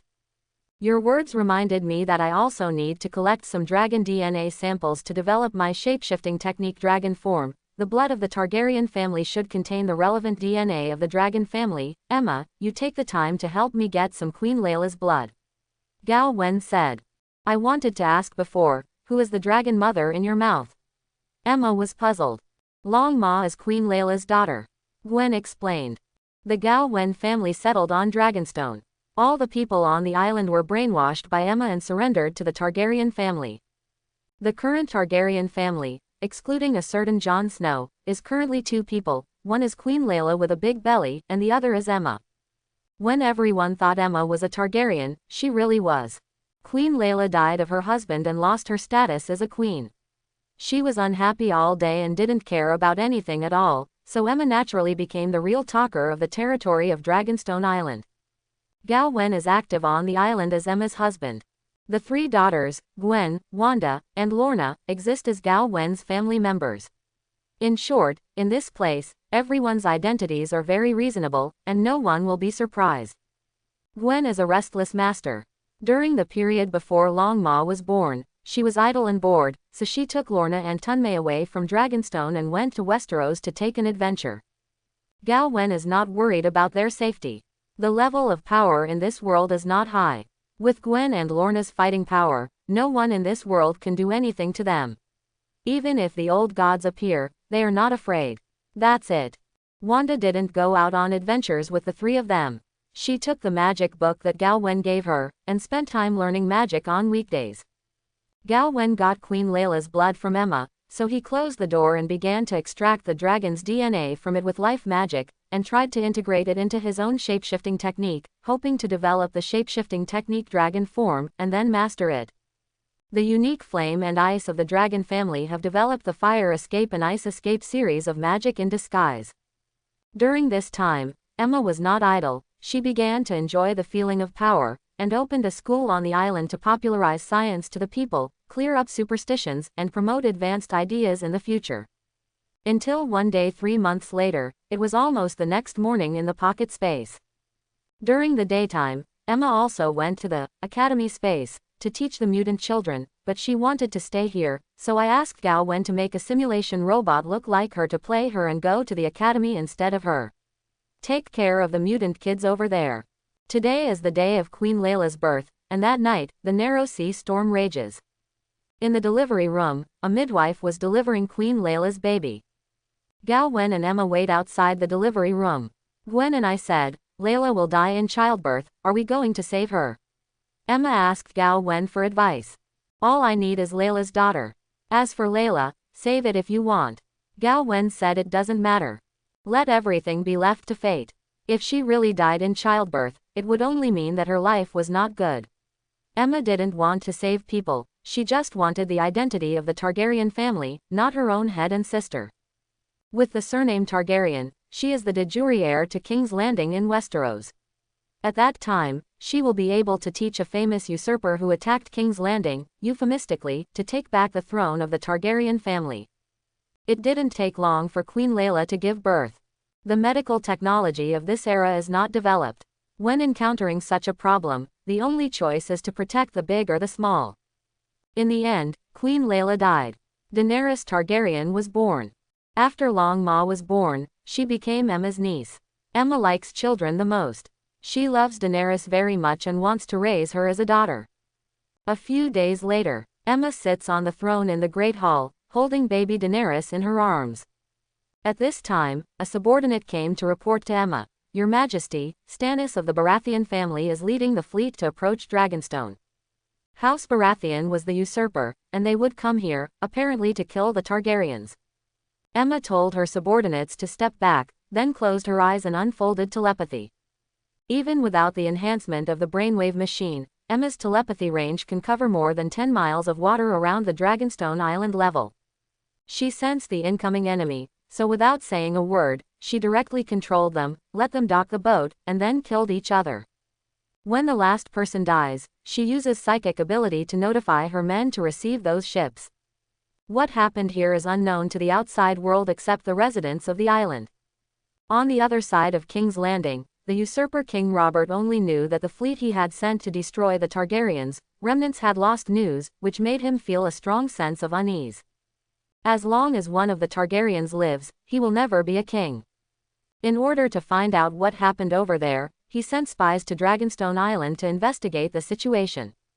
But no matter how many people King Robert sent over, the result was nothing. Robert was a little anxious, so he sent someone to the north to find his good friend Ed Stark, Duke of the North, and summoned him to King's Landing to discuss the matter.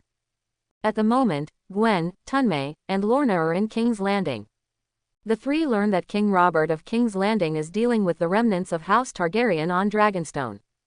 The three girls all knew that Emma was now playing the role of Queen Targaryen, but the three had no intention of going back and tipping off at all. They didn't believe that the usurper king of King's Landing could take Emma. This is a city with flavor. Lorna doesn't like this city very much. There is not even a sewer here. People are always casual when they file sighs, which leads to a kind of scented fragrance in the city, the taste of. This is the Middle Ages. You can't ask too much. After Emma makes a fortune with the Targaryen surname, it should be interesting to build a modern city. Gwen imagined the future. "Janita, why haven't you spoken?" Lorna asked, seeing that Sister Tun had been quiet the whole time. "I'm sensing the mystery of this world," Tunme said. "What did you sense?" Lorna became interested. "It has been 3 months since several people came to this world. The three of them have visited many places together, but they have not seen the supernatural power of this world. There are many living dead men in the north, and there are some false gods on the edge of the world. I also found some dragon eggs and keel bones on another road, but no living dragons were found," Tunme said. Gwen's eyes lit up. "Let's get some dragon eggs." Tunme nodded. She didn't say where the dragon eggs were, but when she reached out her hand and grabbed it in the air, 3 dragon eggs were caught by her from somewhere in the world into her arms. Lorna and Gwen alone took a dragon egg from Tunme's arms, and this time the 3 girls each held one in their arms, which looked a bit funny. "How to make the dragon eggs hatch?" Lorna asked expectantly. "If you can keep a dragon as a pet, just thinking about it makes you feel like you can't pull the wind. How many friends can I envy to death? It should be set on fire," Gwen said uncertainly. She remembered that the 3 dragon eggs in the play were hatched like this.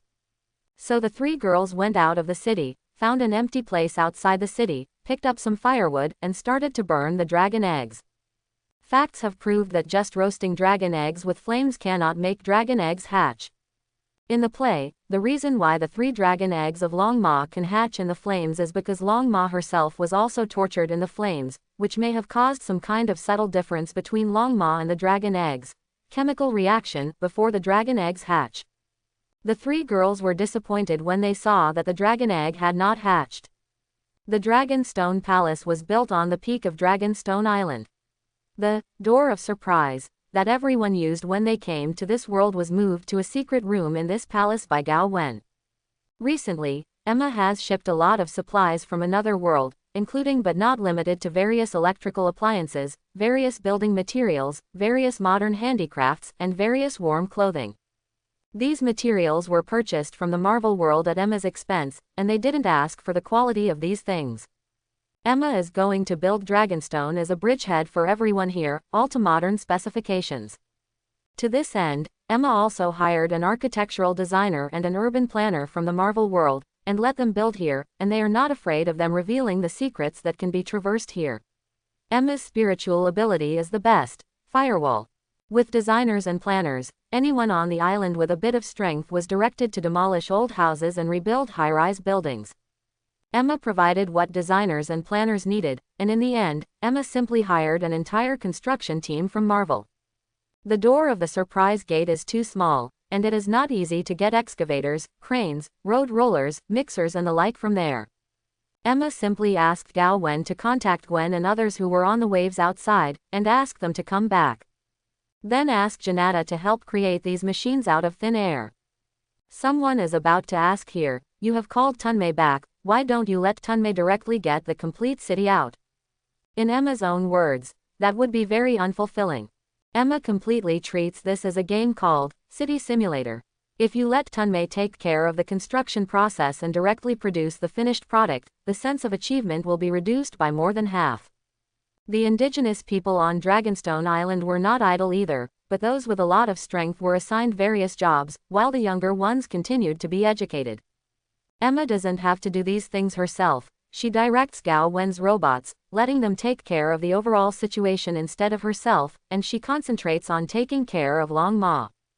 Gao Wen didn't participate in the mess that Emma made. He dug a large laboratory in the mountains of Dragonstone, specializing in magic research. Wanda was with Gao Wen, learning the magic that Gao Wen taught her. Speaking of Wanda, although she hasn't activated Origin magic power yet, her magical ability is good. She has the life magic power that Gao Wen donated for free, and she can learn a life magic every few days. The two taught one and the other learned. During this period, Wanda's affection for Gao Wen became higher and higher, and her sense of belonging to Gao Wen became stronger and stronger. Not long after Gwen, Lorna, and Tunmei returned to Dragonstone, they threw the dragon eggs in the palace, and then came to Gao Wen's magic laboratory together, wanting to see what Gao Wen and Wanda were doing here. As soon as the three of them arrived at the outer layer of the laboratory, they saw Wanda flying in the air. Behind her, a pair of Baiyu wings with a wingspan of 4 meters kept flapping, allowing her to fly in the sky. This is a new magic, swan wings, that Wanda has just learned. This magic extracts information from the DNA of swans and incorporates the flight magic formed after shapeshifting. The effect is to make the caster's back grow swan wings. At the moment Wanda looks like a very beautiful angel at first glance. Wanda has become an angel. Lorna almost dropped her chin when she saw her sister's look. When the little sisters came back, Wanda fell from the air. She happily showed off the magic she had learned these days with her friends. What Lorna looked at was envious. She also wanted to learn magic. There were so many kinds of magic tricks, not one single effect like super ability. There were obviously more cool poses for magic, and she also wanted to play more cool poses. Gwen leaned behind Wanda and touched her wings, the feathers were so tactile and comfortable to touch. Where's Gao Wen? Gwen retracted her hand and asked Wanda. She hadn't seen Gao Wen for 3 months, she missed him a little. She's deep in the lab, and you'll see him by walking straight ahead. Oh, let's talk, I'll go to Gao Wen to make out. Gwen waved his hand and ran towards the depths of the laboratory. After running forward for a few minutes, Gwen ran to a particularly large indoor space. In the center of this space, there was a huge amount of golden dragon. This dragon is more than 30 meters long and 7 meters high, and its body is still burning with golden flames. This kind of flame is very strange, it doesn't feel the slightest temperature, but Gwen felt the danger the first time she saw this kind of flame, and she intuitively told her that if she accidentally got caught in this kind of flame, she would probably be transformed into a few seconds. Ash. She stared blankly at the golden dragon. Where did this dragon come from? At this time, the dragon turned his head to this side, and a pair of golden eyes bigger than a basketball looked at her. Gwen froze, she stepped back and said loudly, "Well, I went to the wrong place, I'll leave now." But soon, Gwen's back footsteps stopped, and she saw that the golden dragon's body gradually shrank and shape-shifted, turning into a beautiful man naked. Who was it if it wasn't Gao Wen? Gwen breathed a sigh of relief when he found out that it was Gao Wen, and then walked over curiously, looking at her boyfriend up and down. "How did you do it?" "It's just shapeshifting, not worth mentioning." Gao Wen smiled slightly. "You're pretending to be X." Gwen rolled her eyes at her, then stepped forward and hugged Gao Wen. "Honey, I don't see you in March, I miss you." A few words are omitted here. 2 hours later, Gao Wen and Gwen were neatly dressed and walked towards the outside of the laboratory, chatting as they walked. When you turned into a dragon, I didn't feel the temperature of the flame on your body, but it seemed dangerous. It's not that there is no temperature, it's just that the temperature is restrained in the flame and will not spread outward. The actual temperature of the golden flame can be controlled. It can be as hot as the sun and as pleasant as warm water. Gao Wen raised starting from his palm, a golden flame rises. This is the new magic ability that Gao Wen obtained after successfully transforming into a dragon, the flame of the dragon. You're getting stronger every day, but I'm still walking. Gwen murmured to himself, and began to reflect, should he also learn to shut up with Gao Wen? Otherwise, just relying on the quality projection helmet as a weapon will make her stronger, but the stronger one is the helmet, not her. If the helmet breaks, won't she become a useless otaku again? Gao Wen and Gwen walked all the way to the outside of the lab, which wasn't quite as spacious as the inside, but it wasn't particularly small. At the moment Wanda is still performing the magic that he has learned in the past 3 months for Lorna and Tunmei in this place.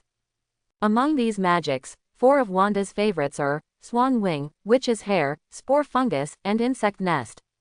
The swan wings can make her look like an angel and fly in the sky, but she is not proficient in flying and may fall down from the air at any time, so she does not dare to fly too high. The witch's hair allows her to freely control the length and hardness of her hair, and easily change her hairstyle. The spore fungus can allow her to create mold poisonous spore powder out of thin air, turning it into a miasma that fills the surroundings. This trick is not fatal but hallucinogenic. People who stay in the spore fungus fog will be caught when they breathe, producing all kinds of hallucinations. The insect nest can split her body into thousands of insects flying around. As long as there is one insect alive, she will not die. Wanda at the moment was performing insect nest for Lorna and Tunmei, when she suddenly exploded and turned into a large group of butterflies flying around. Lorna was stunned. "Aren't you going to be precise?" Lorna exclaimed. "It's very delicate magic," Tunmei exclaimed. At this time, Gao Wen and Gwen came over, and they also saw butterflies flying around.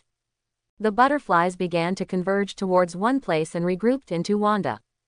She proudly asked her sister Lorna, "I'm good." Lorna nodded again and again. "Husband, I also want to learn magic." Gwen looked at Gao Wen expectantly. She had decided to learn magic in a retreat to make herself stronger. "To learn my magic, you have to accept the magic of life. Once you accept this power, you won't grow up. Or do you want to be a 17-year-old forever?" Gao Wen teased.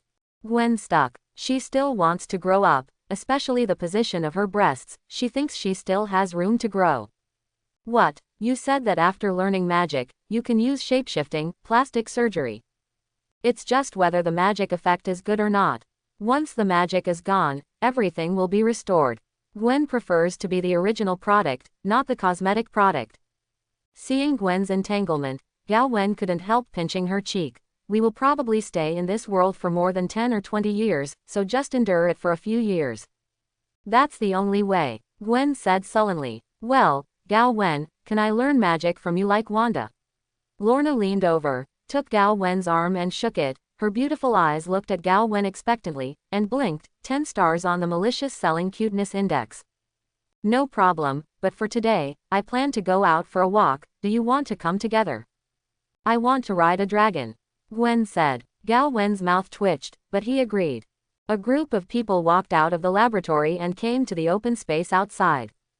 Under the gaze of the 4 girls, Gao Wen transformed into a golden dragon. "Yeah," Gwen cheered excitedly. She greeted Tunmei and Wanda, and Lorna, who was stunned at this scene, got on the back of the golden dragon Gao Wen. "Girls, sit tight," Gao Wen reminded them with a mental recitation, and immediately flapped his wings and lifted into the air. "From today onwards, please call me Miss Gwen, the Dragon Knight," Gwen said arrogantly. Lorna touched the dragon scales curiously, and she asked her sister, "Wanda, can you transform into a dragon?" "I haven't learned yet. When you learn it, you can also become a dragon and let me ride it, okay?" "Well, okay," Wanda agreed in a tangled manner. Gao Wen flew north of the North Wall in Westeros to see the legendary White Walkers. After all, it is the undead natural disaster of the Song of Ice and Fire version. If you don't go to see it, you will always feel regretful. After transforming into a dragon, the Gao Wen flight was extremely fast, and under constant acceleration, he easily flew out of the speed of Mach 3, which is 3 times the speed of sound. Flying so fast, in order not to fall off the girls on its back, a golden flame ignited on its body, and the flame wrapped the girls. This kind of flame is not an ordinary flame. It will not be affected by wind pressure, but it is as comfortable as soaking in warm water. There is quite a lot of space on its back.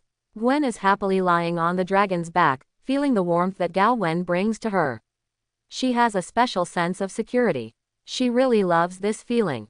Lorna screamed with excitement, and Tunmei smiled. Wanda, like Gwen, lay on the dragon's back, not to mention feeling quite comfortable and secure. Look ahead, it's the Great Wall of the North. Gwen, who was lying on the dragon's back, pointed to the front and shouted loudly. The 3 women looked and saw the very tall and long Great Wall. This Great Wall spanned the entire northern border and divided the area further north. Further north, there are many wildlings, who are said to be ferocious and eat people. However, Gao Wen and Gwen knew that the savages didn't actually eat people, and they weren't as ferocious as they imagined, but the folk customs were more simple. It is winter now, and the winter in this world is terrible. Whenever the winter comes, many people will die. It's not that the winter here is colder than the Earth's winter, but it will last longer, often for several years at a time, and it is impossible to grow food in this season. Dragon roared and flew over the Great Wall. In the night watchman base camp below the Great Wall, those patrolling night watchmen saw the dragon flying in the sky, and their eyes dropped. This frightened the watchmen. You must know that the legendary creature, the dragon, has disappeared for hundreds of years, and it is already a legend in the cognition of contemporary people. Now that the legend appears in front of us, and it is still such a big dragon, we can imagine how much shock it can bring to the night watchmen here. Gao Wen ignored the night's watch below and continued to fly north, looking for the White Walkers outside the wall. What are ghosts? The White Walkers are the resurrected dead men, who are not afraid of the cold, have pale skin and light blue eyes. If you put the zombies in Resident Evil in the refrigerator overnight and then release them, the image will be very similar to the White Walkers. They generally have the ability to resurrect dead man, but this resurrection is not a real resurrection, but makes dead man stand up again and become a living dead man. What are we doing here? Wanda wondered. When you come to the outside of the Great Wall in the north, you naturally want to see wildlings and other ghosts. If you fly further north, you might be able to see the god of the earth, the son of the forest, and the prophet who is almost omniscient. Gwen said that he knew everything. No one is curious about creatures like gods, because there is one in their team. Tunmei is about equal to the gods of the universe, and must be more powerful than the indigenous gods in this world. They were more curious about the White Walkers, wanting to see what the legendary undead creature looked like. Gao Wen, who turned into a golden dragon, flew in the sky outside the Great Wall of the North with 4 beauties, searching for the traces of the White Walkers. It flew for a long time, and even used the life perception magic. The savage found a lot, but the White Walkers did not encounter any. In the end, under the guidance of Tunmei, a young lady White Walker was dug out under the snow of an ice field. This is a white ghost with a relatively complete body.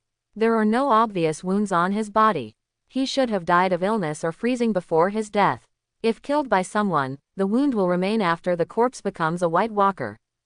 This White Walker was wearing a tattered black one-piece dress. It had a grim expression, waving its arms and showing teeth and claws at several people. If Gao Wen hadn't bound it with magic vines, it would have pounced on it and bit it. People. Gao Wen, who had recovered his human form, walked behind Miss White Walker, pressed his right hand on its back, and used life magic to perceive its state. Gao Wen wanted to know what the White Walkers were all about. Even though it has no life, but it can move, is it really undead magic? But Gao Wen has an intuition. This is not undead magic, it should be life magic. There was this intuition because Gao Wen thought of the Night King, the leader of the White Walkers, who used to be the son of the forest who believed in the god of the earth, a symbol of vitality. Wanda, Lorna, and Gwen also got close to the White Walkers and observed it up close. Only Sister Tun was not particularly interested in the White Walkers. At a time like this, How much I long to have a Frostmourne, so that I can lean on that weapon and stand in the snow, with this White Walker as the background, pretending to be the Lich King. Gwen began to say something incomprehensible again. You can use your helmet to project what you want. Lorna said that she was actually quite envious of Gwen's helmet, but it was a pity that it had an identity binding, and others wouldn't be able to use it even if they got it. You don't understand, the projection is just a look, there is no feeling. Gwen said. What is Frostmourne? Maybe I can try to make one for you. Tunmei said warmly.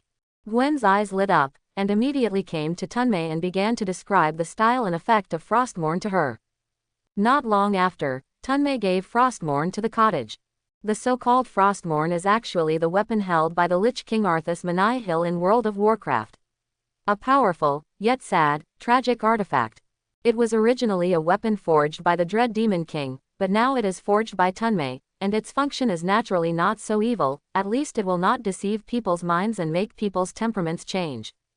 Gwen, who has been playing equipment flow all the time, once again harvested a piece of artifact-level equipment, and his face is full of smiles. Holding Frostmourne, she stood next to Miss White Walker, posing in a cool pose, and asked Lorna to take a picture of her with her phone. My phone ran out of power 2 months ago. Lorna spread her hands. So Gwen turned to the almighty Tunmei for help. Tunmei changed out of the camera and took a few pictures of her in the style of the King of Wu Miao. Wanda didn't pay attention to Gwen's weirdness. Like Gao Wen, she was also very interested in the existence of the White Walkers, so she learned from Gao Wen to use life magic to detect Miss White Walkers. After a while, Gao Wen withdrew his hand and said, I probably understand the basis for the existence of the White Walkers. What is it? Gwen asked expectantly, carrying Frostmourne. With Frostmourne, she thought she could consider transferring to the Lich King, maybe it would be good to learn some undead magic. Like Gwen, she can't be regarded as a hero on the side of justice, nor can she be regarded as a villain of evil. She is more like a player, she will play whatever is fun, and she will not consider what she plays to others. Say it would be evil. In her eyes, both the Marvel world and the world of A Song of Ice and Fire are the so-called story worlds. In the story world, she is always free to let herself go. In the eyes of passers-by who do not know the truth, they will think that she has mental problems, and only people like Gao Wen who are transmigrators can understand her strange behavior. The soul of a person stays in the body, so people are living. Once a person dies, the soul can no longer stay in the body. But if the soul is forcibly bound in the body and the body is powered by magic, then dead man also to be able to come to life, in the way of the undead. From the point of view of magic, such magic is not evil, but from the perspective of the living, it is evil at home. Gao Wen said of his discovery. Tunmei said, you only discovered the superficial phenomenon, but ignored the biggest problem. What's the problem? Gao Wen asked humbly. Decedent's body and decedent's soul are repulsive, just like the same pole of a magnet, which is also very similar to positive matter and antimatter. If you let the two touch without any treatment, it will explode. Tunmei explained. I know, Death Stranding, once the soul returns to reality from the nether beach and finds its own body, the body will explode like a nuclear explosion. Gwen said that he knew it again. Tunmei was full of question marks, and she didn't quite understand the word, Death Stranding, in Gwen's mouth. Gwen told everyone about the setting of Death Stranding. This setting comes from a delivery game called Death Stranding. The world in the game has changed, and the beach leading to the underworld is suspended. The souls of the dead will not lose consciousness after appearing in the beach, will retain the memory and personality of the previous life. Generally speaking, no one wants to die, so those souls turned around and walked back to reality, instinctively looking for their corpses. Once they found and tried to return to the corpse would explode like a nuclear bomb. Once the people in that world die, the people around them will immediately burn the corpse, otherwise once the soul of the corpse returns, it will cause a great tragedy. But there is also a problem with this. If the body is burned, the soul will not find its way home, and it will become something like an evil spirit, wandering around the world, so the world is desperate. After listening to Gwen's narration, Tunmei finally understood what the so-called Death Stranding meant. It's almost like this. In the world we came from, because of the death of the 5 great creation gods, similar things will not happen. Even if death does not start cancerous in the universe, the rules left by death will ensure that everyone will not die, so that there will be no explosion. And there is magic in this world, which can bind the soul of people who have just died for less than a day. As long as the soul has not left the body, the explosion will not occur. Tunmei said, according to you, undead magic can't work on corpses that have been dead for a while, but only on corpses that have just died. That's it. Tunmei nodded. Gao Wen, what are you doing? Wanda noticed that the life magic on Gao Wen began to surge, and put his hand on the White Walker again, wondering what he wanted to do. If I revive the body of this White Walker, can it really come alive if there is still a soul? Gao Wen said. Hearing what he said, everyone was very curious. The magic of life is an energy that can perform miracles of life, not to mention revitalizing corpses, even creating life from nothing.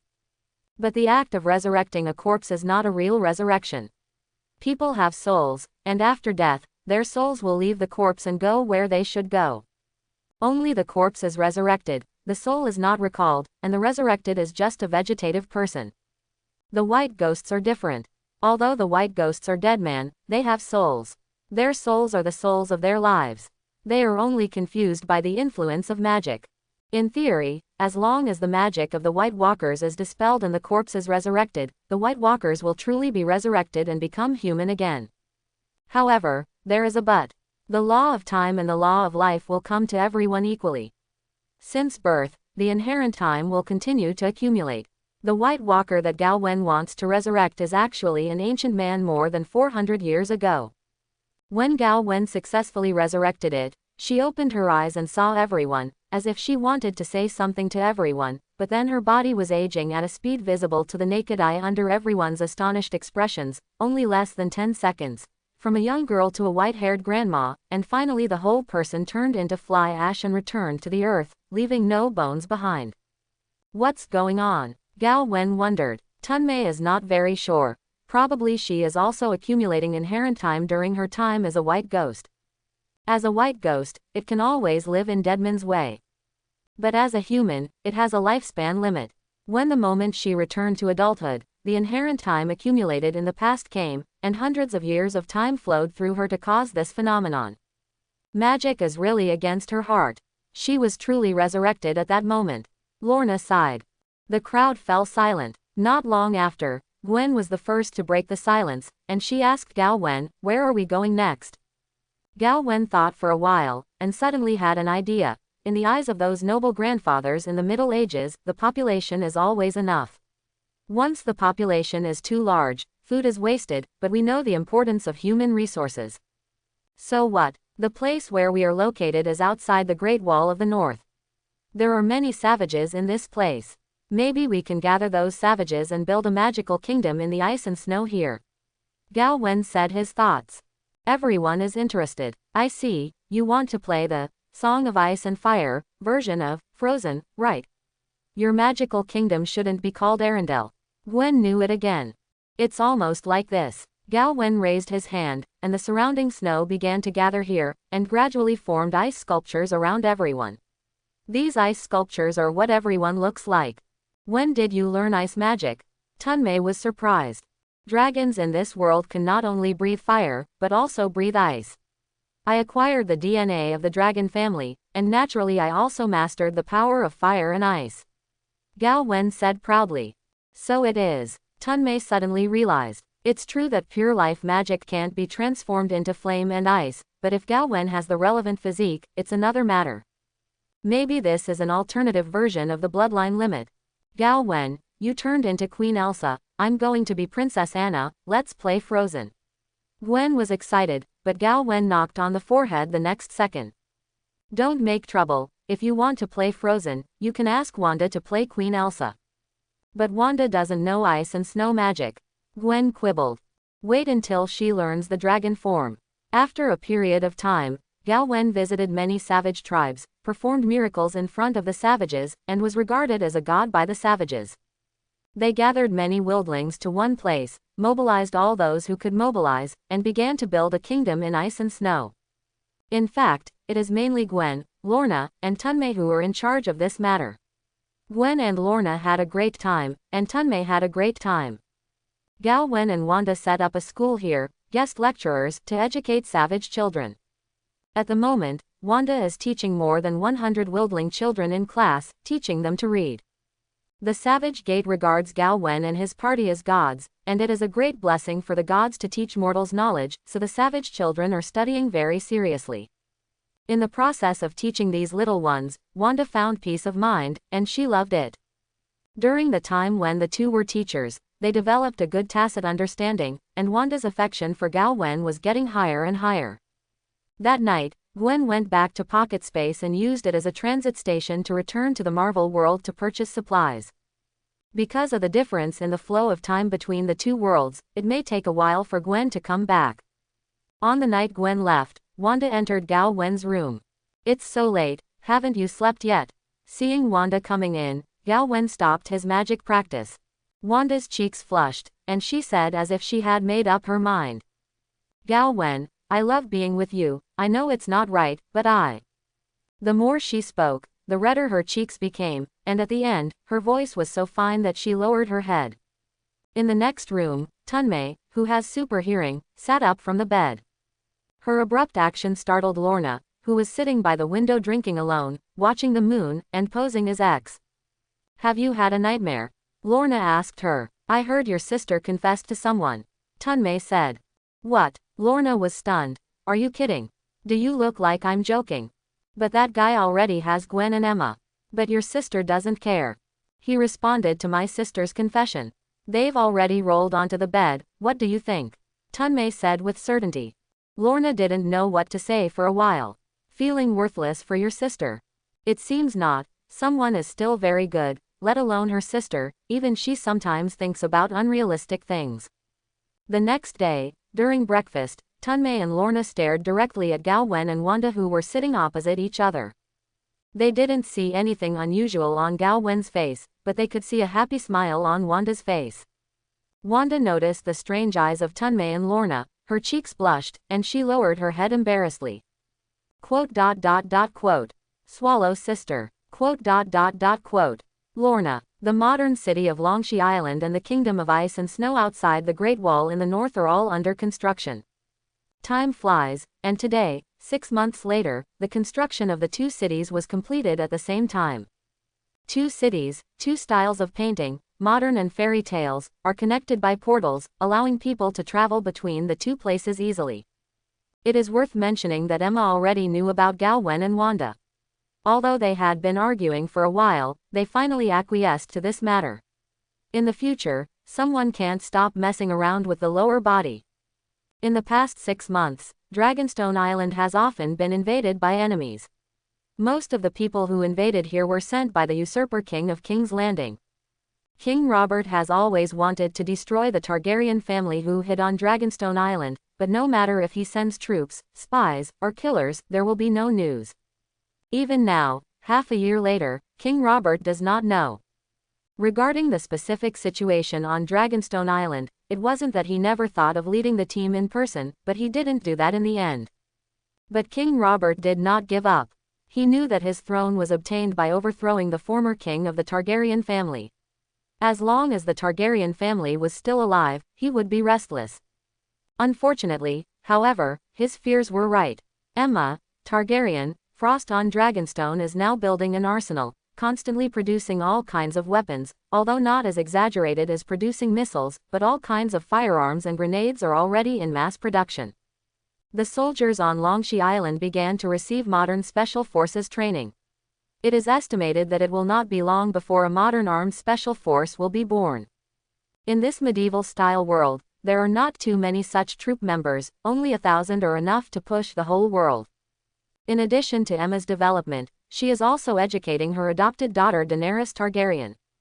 Yes, it's an adopted daughter, not a niece. She raised Daenerys as her own daughter, and used her mind ability to brainwash everyone on Dragonstone, concealing that Daenerys is Queen Layla. The fact that she is a daughter makes everyone think of Daenerys as the daughter of Emma and Gao Wen.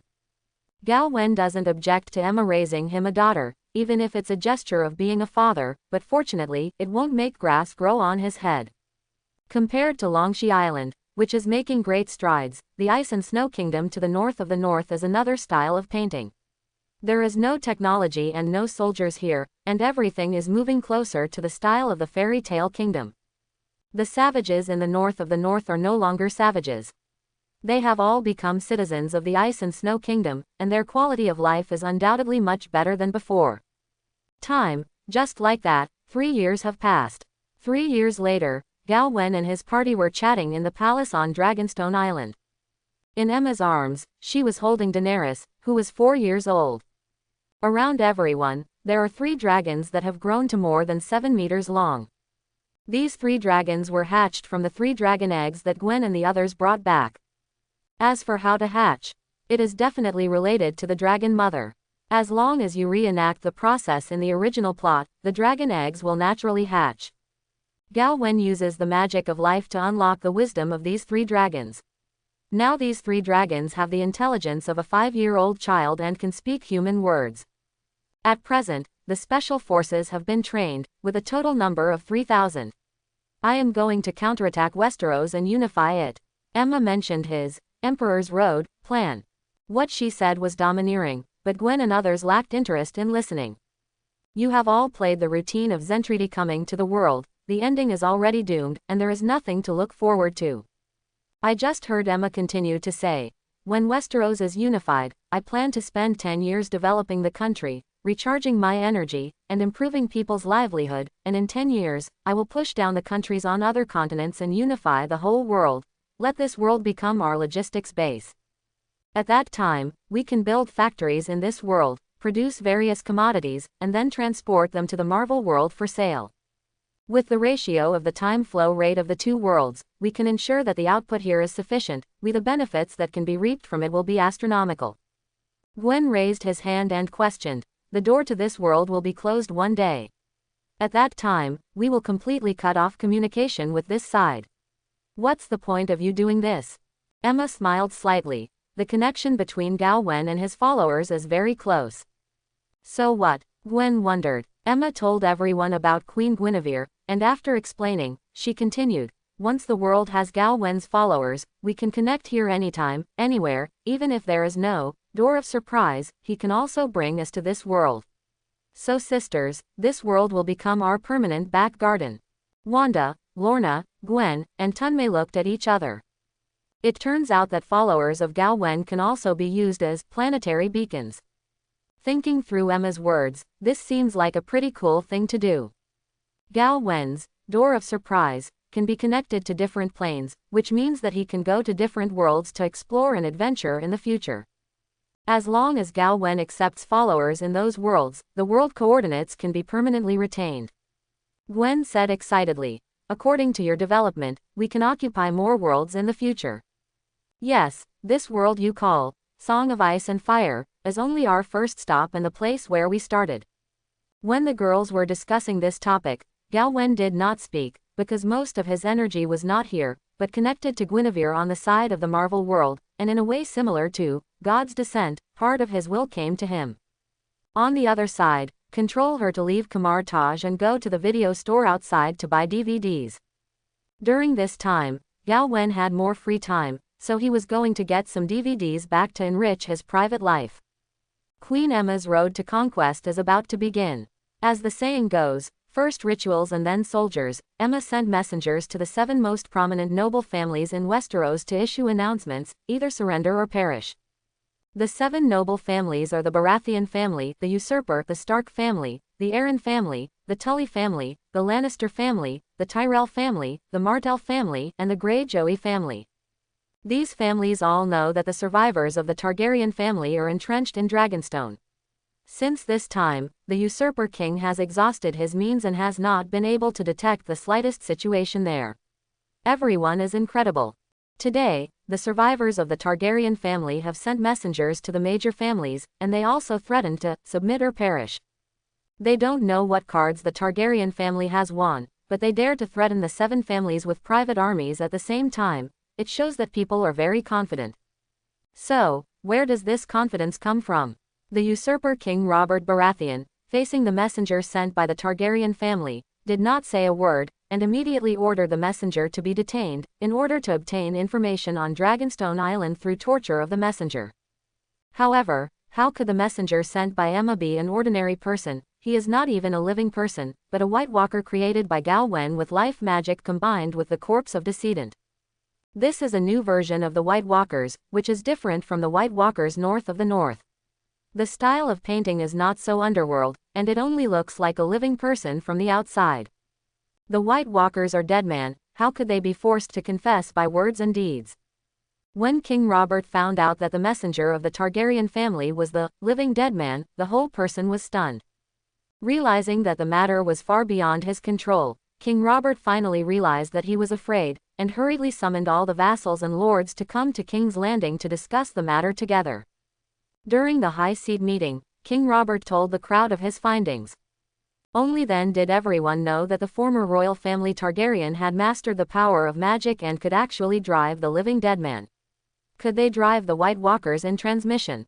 The still very young Duke Ed Stark, he is a guy with a righteous heart. After realizing that the survivors of the Targaryen family have mastered the power of the taboo, he immediately stood up and said righteously, "They are here. In desecrating life, everyone, we have an obligation to destroy the world and destroy them." In the deepest part of Dragonstone's palace, Emma is sitting in a brainwave amplifier. This brainwave amplifier is a device built by the almighty Tunmei to help Emma. Emma can augment her telepathy ability with this brainwave amplifier. In this state, she can sense the minds of all creatures on the planet. The High Seat meeting that was taking place in King's Landing was monitored by Emma throughout.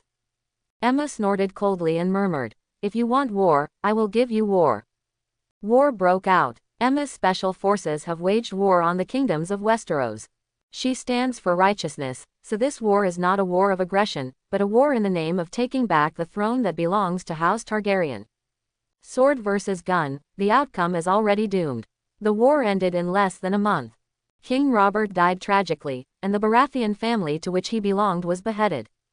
In the middle of the battle, the Lannister family realized that nothing could be done and wanted to submit to Queen Emma, but Emma ordered the entire Lannister family to be destroyed, because the person who killed Longma's biological father was Lanni's the Kingslayer. Jaime Lannister in the Tay family.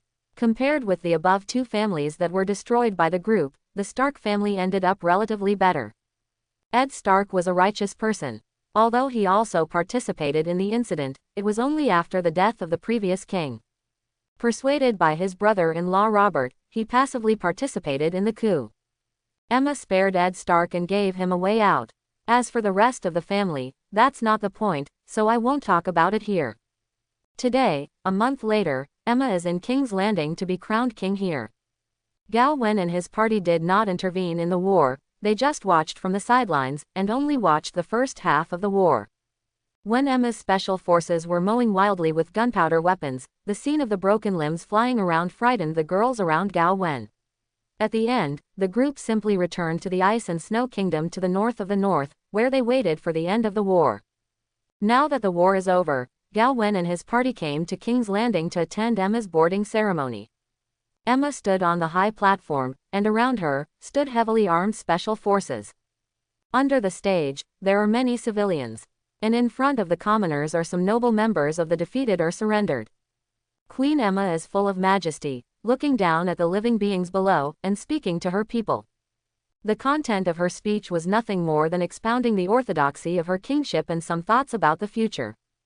Queen Emma is eloquent and domineering. But not long after her speech, she was interrupted by a woman in a red hood and cloak from the audience.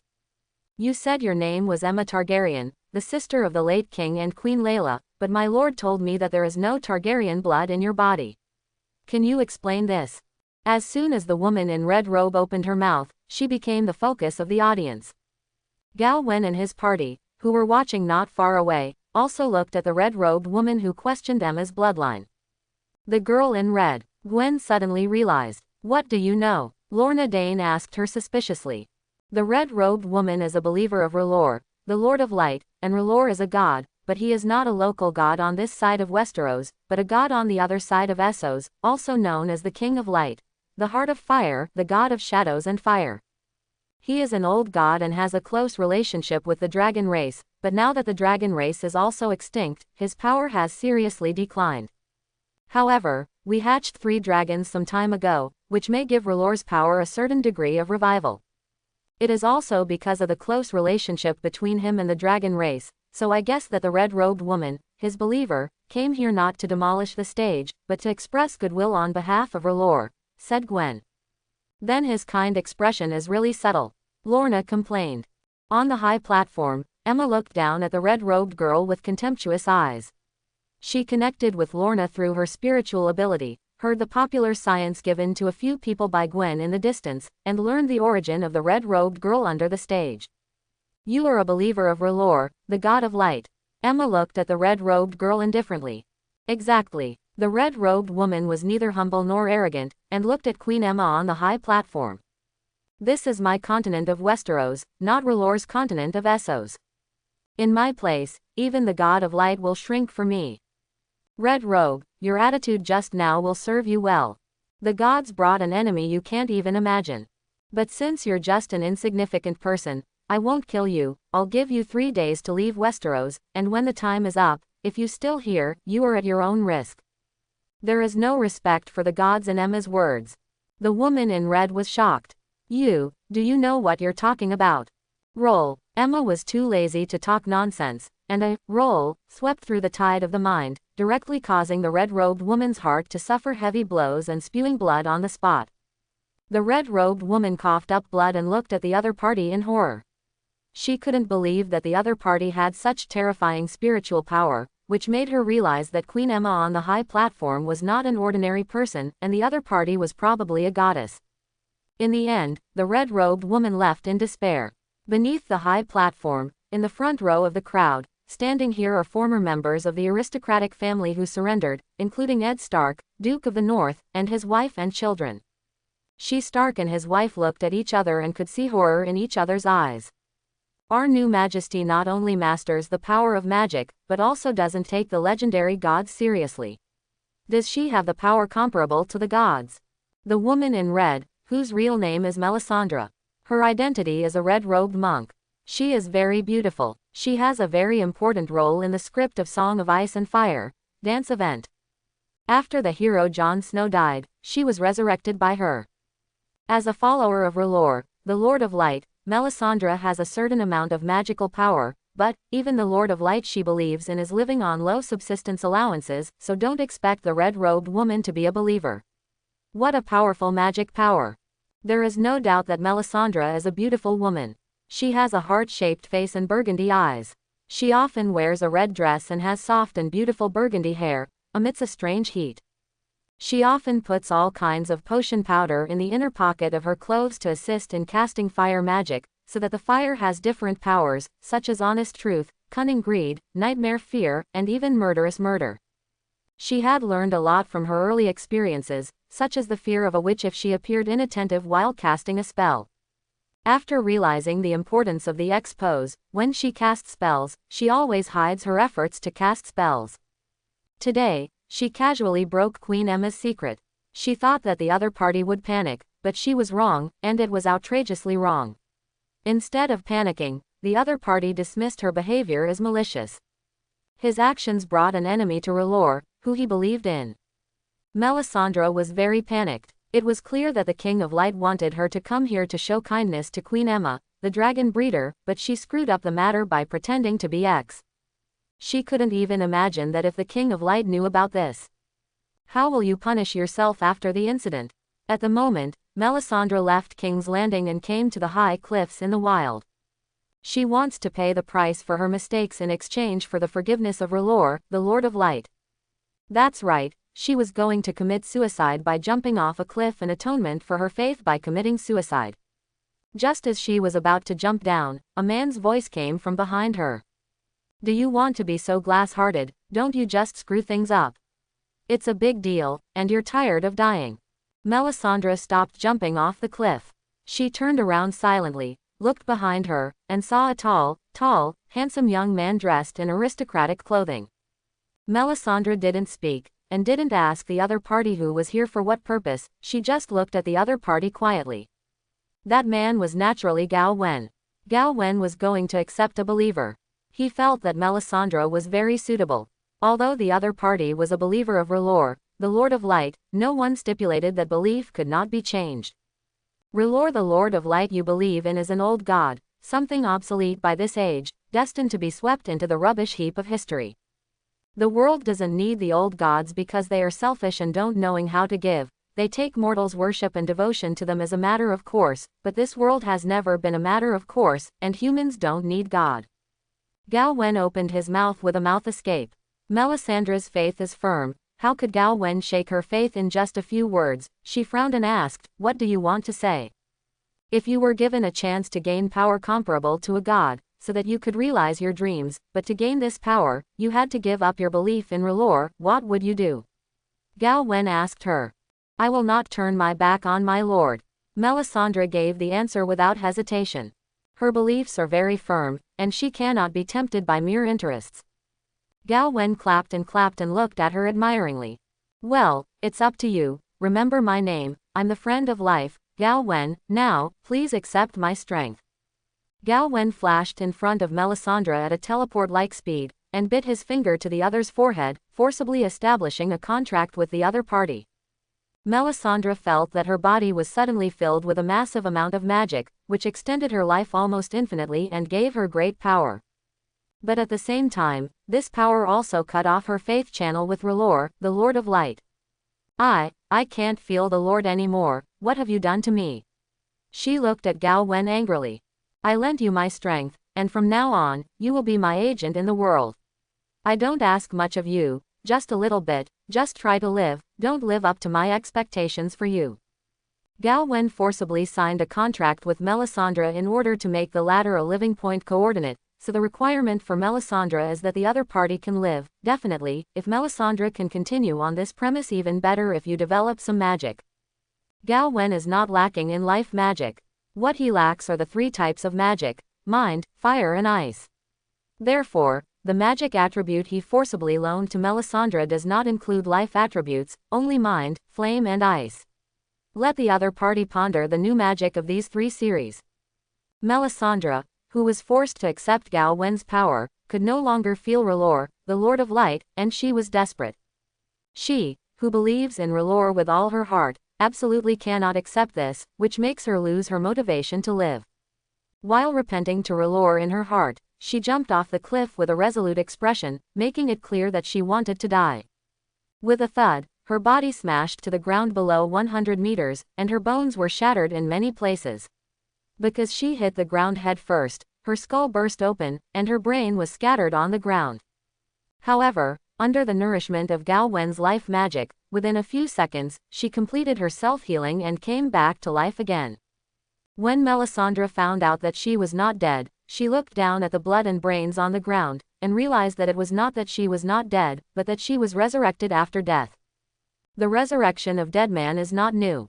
R'hllor, the Lord of Light, also has the power to resurrect dead man, and can even lend this power to believers. Gao Wen is also a god, so Melisandre does not have this ability. Strangeness. She knelt down at the bottom of the cliff, staring blankly at the sky. Gao Wen also jumped off the high cliff. On the way down, dragon wings grew out of his back, and he gently flapped a few times and landed on Melisandre's side. The death just now represents your farewell to the past. It is the last practice of your faith with your life. Now you should usher in a new life and let go of the past. Gao Wen used the mouth escape skill to take the opportunity of Melisandre's death to break through her psychological defense. Mainly because Gao Wen was worried that after she left, she would not want to commit suicide. At that time, it was difficult to detect it at the first time. Once Melisandre's death exceeded a certain period of time, she had to find a way to find the soul of the other party before she wanted to revive her. But to be honest, Gao Wen's mouth escape rank is too low, and it is incomparable to Prince Naruto in a movie next door. Although Melisandre's heart was shaken, she was not convinced. Melisandre said, "Godless. Faith in R'hllor is everything to me, and you took everything from me. You've already given your life once, it's time to cut off the past." I don't know what to do or what to do." Melisandre was confused. "You can walk around and see, and you will find your meaning, I promise." Gao Wen encouraged. Melisandre left. Gao Wen didn't continue to follow her. If she really wanted to commit suicide, Gao Wen had to find a new contractor to be the coordinates of the job. Melisandre did not commit suicide anymore. She spent half a month hurrying to reach the continent of Essos and came to the temple of the Lord of Light. She wondered what the King of Light thought of herself now. The body of the Lord of Light is not here, and where it is has always been a mystery, but well, although he is not here, he can observe the world in a certain way. When the red-robed woman Melisandre came to the temple, the Lord of Light noticed her and discovered the massive life magic in her body. So, the Lord of Light, R'hllor, descended into the temple and appeared in front of Melisandre.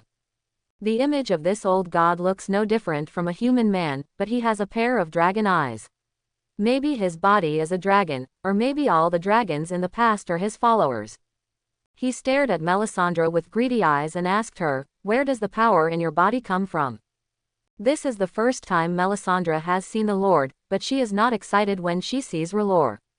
Instead, she has a deep chill.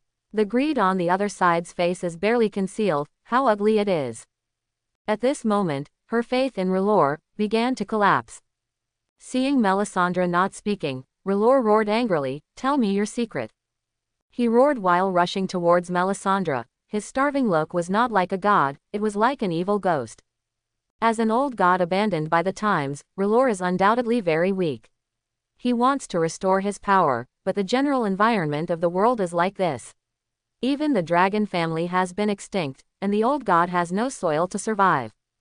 But now, R'hllor sees hope in the body of the red-robed woman Melisandre. As long as he can obtain this power and find the source of this power, he may regain complete victory. Facing R'hllor, the King of Light, who was rushing towards her, Melisandre closed her eyes in pain.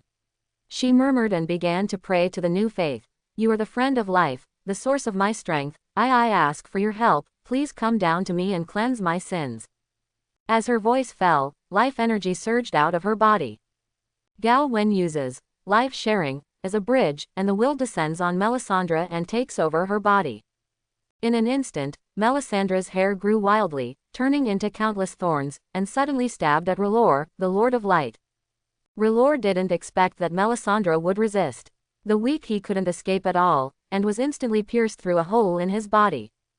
But such an injury wasn't fatal to R'hllor, it just held him back. The wounds on his body are healing at a speed visible to the naked eye. Gao Wen borrowed Melisandre's body to show disdain for R'hllor and continued to cast spells. She opened her mouth and took a breath, launched the dragon breath, and the golden flame spewed out of her mouth like a fireball, hitting R'hllor. The temperature of the flame did not spread out, and the people on the side might not feel the temperature, but the temperature in the actual flame had already exceeded the surface of the sun. R'hllor, who was hit by the fireball, screamed and screamed. He wanted to break free from the flames, but the flames were like maggots on the Tarsus, sticking to his body. Under normal circumstances, it is impossible for a god to be killed in such a simple way, but R'hllor is an old god abandoned by the times. He is extremely weak, and may be stronger than ordinary necromancers, and his strength is limited. Facing the golden flame with a temperature of up to 6,000 degrees Celsius, even if he is the King of Light who also controls the power of the flame, he will be burned to ashes. Until a few minutes passed, the King of Light's scream stopped, and his body turned into a mass of ashes. The Lord of Light, so fell. Melisandre turned silently, looking behind her. Because of the screams of R'hllor before, which were heard by many people outside the temple, at the moment there were many red-robed sacrifices pouring into the temple. But before they could question the red-robed woman, the red-robed woman Melisandre's eyes turned into golden vertical pupils, and the terrifying coercion that belonged to the golden dragon radiated from her body, coercing the audience, turning the red-robed woman's eyes. The priests were deterred and unable to move in place. She did not explain what just happened to the red-robed priests, and walked out of the temple step by step. It was not until 10 minutes later that the pressure of the golden dragon in the temple disappeared, and the red-robed priests fell to the ground one by one, speechless in horror. I hope everyone will support it and subscribe more.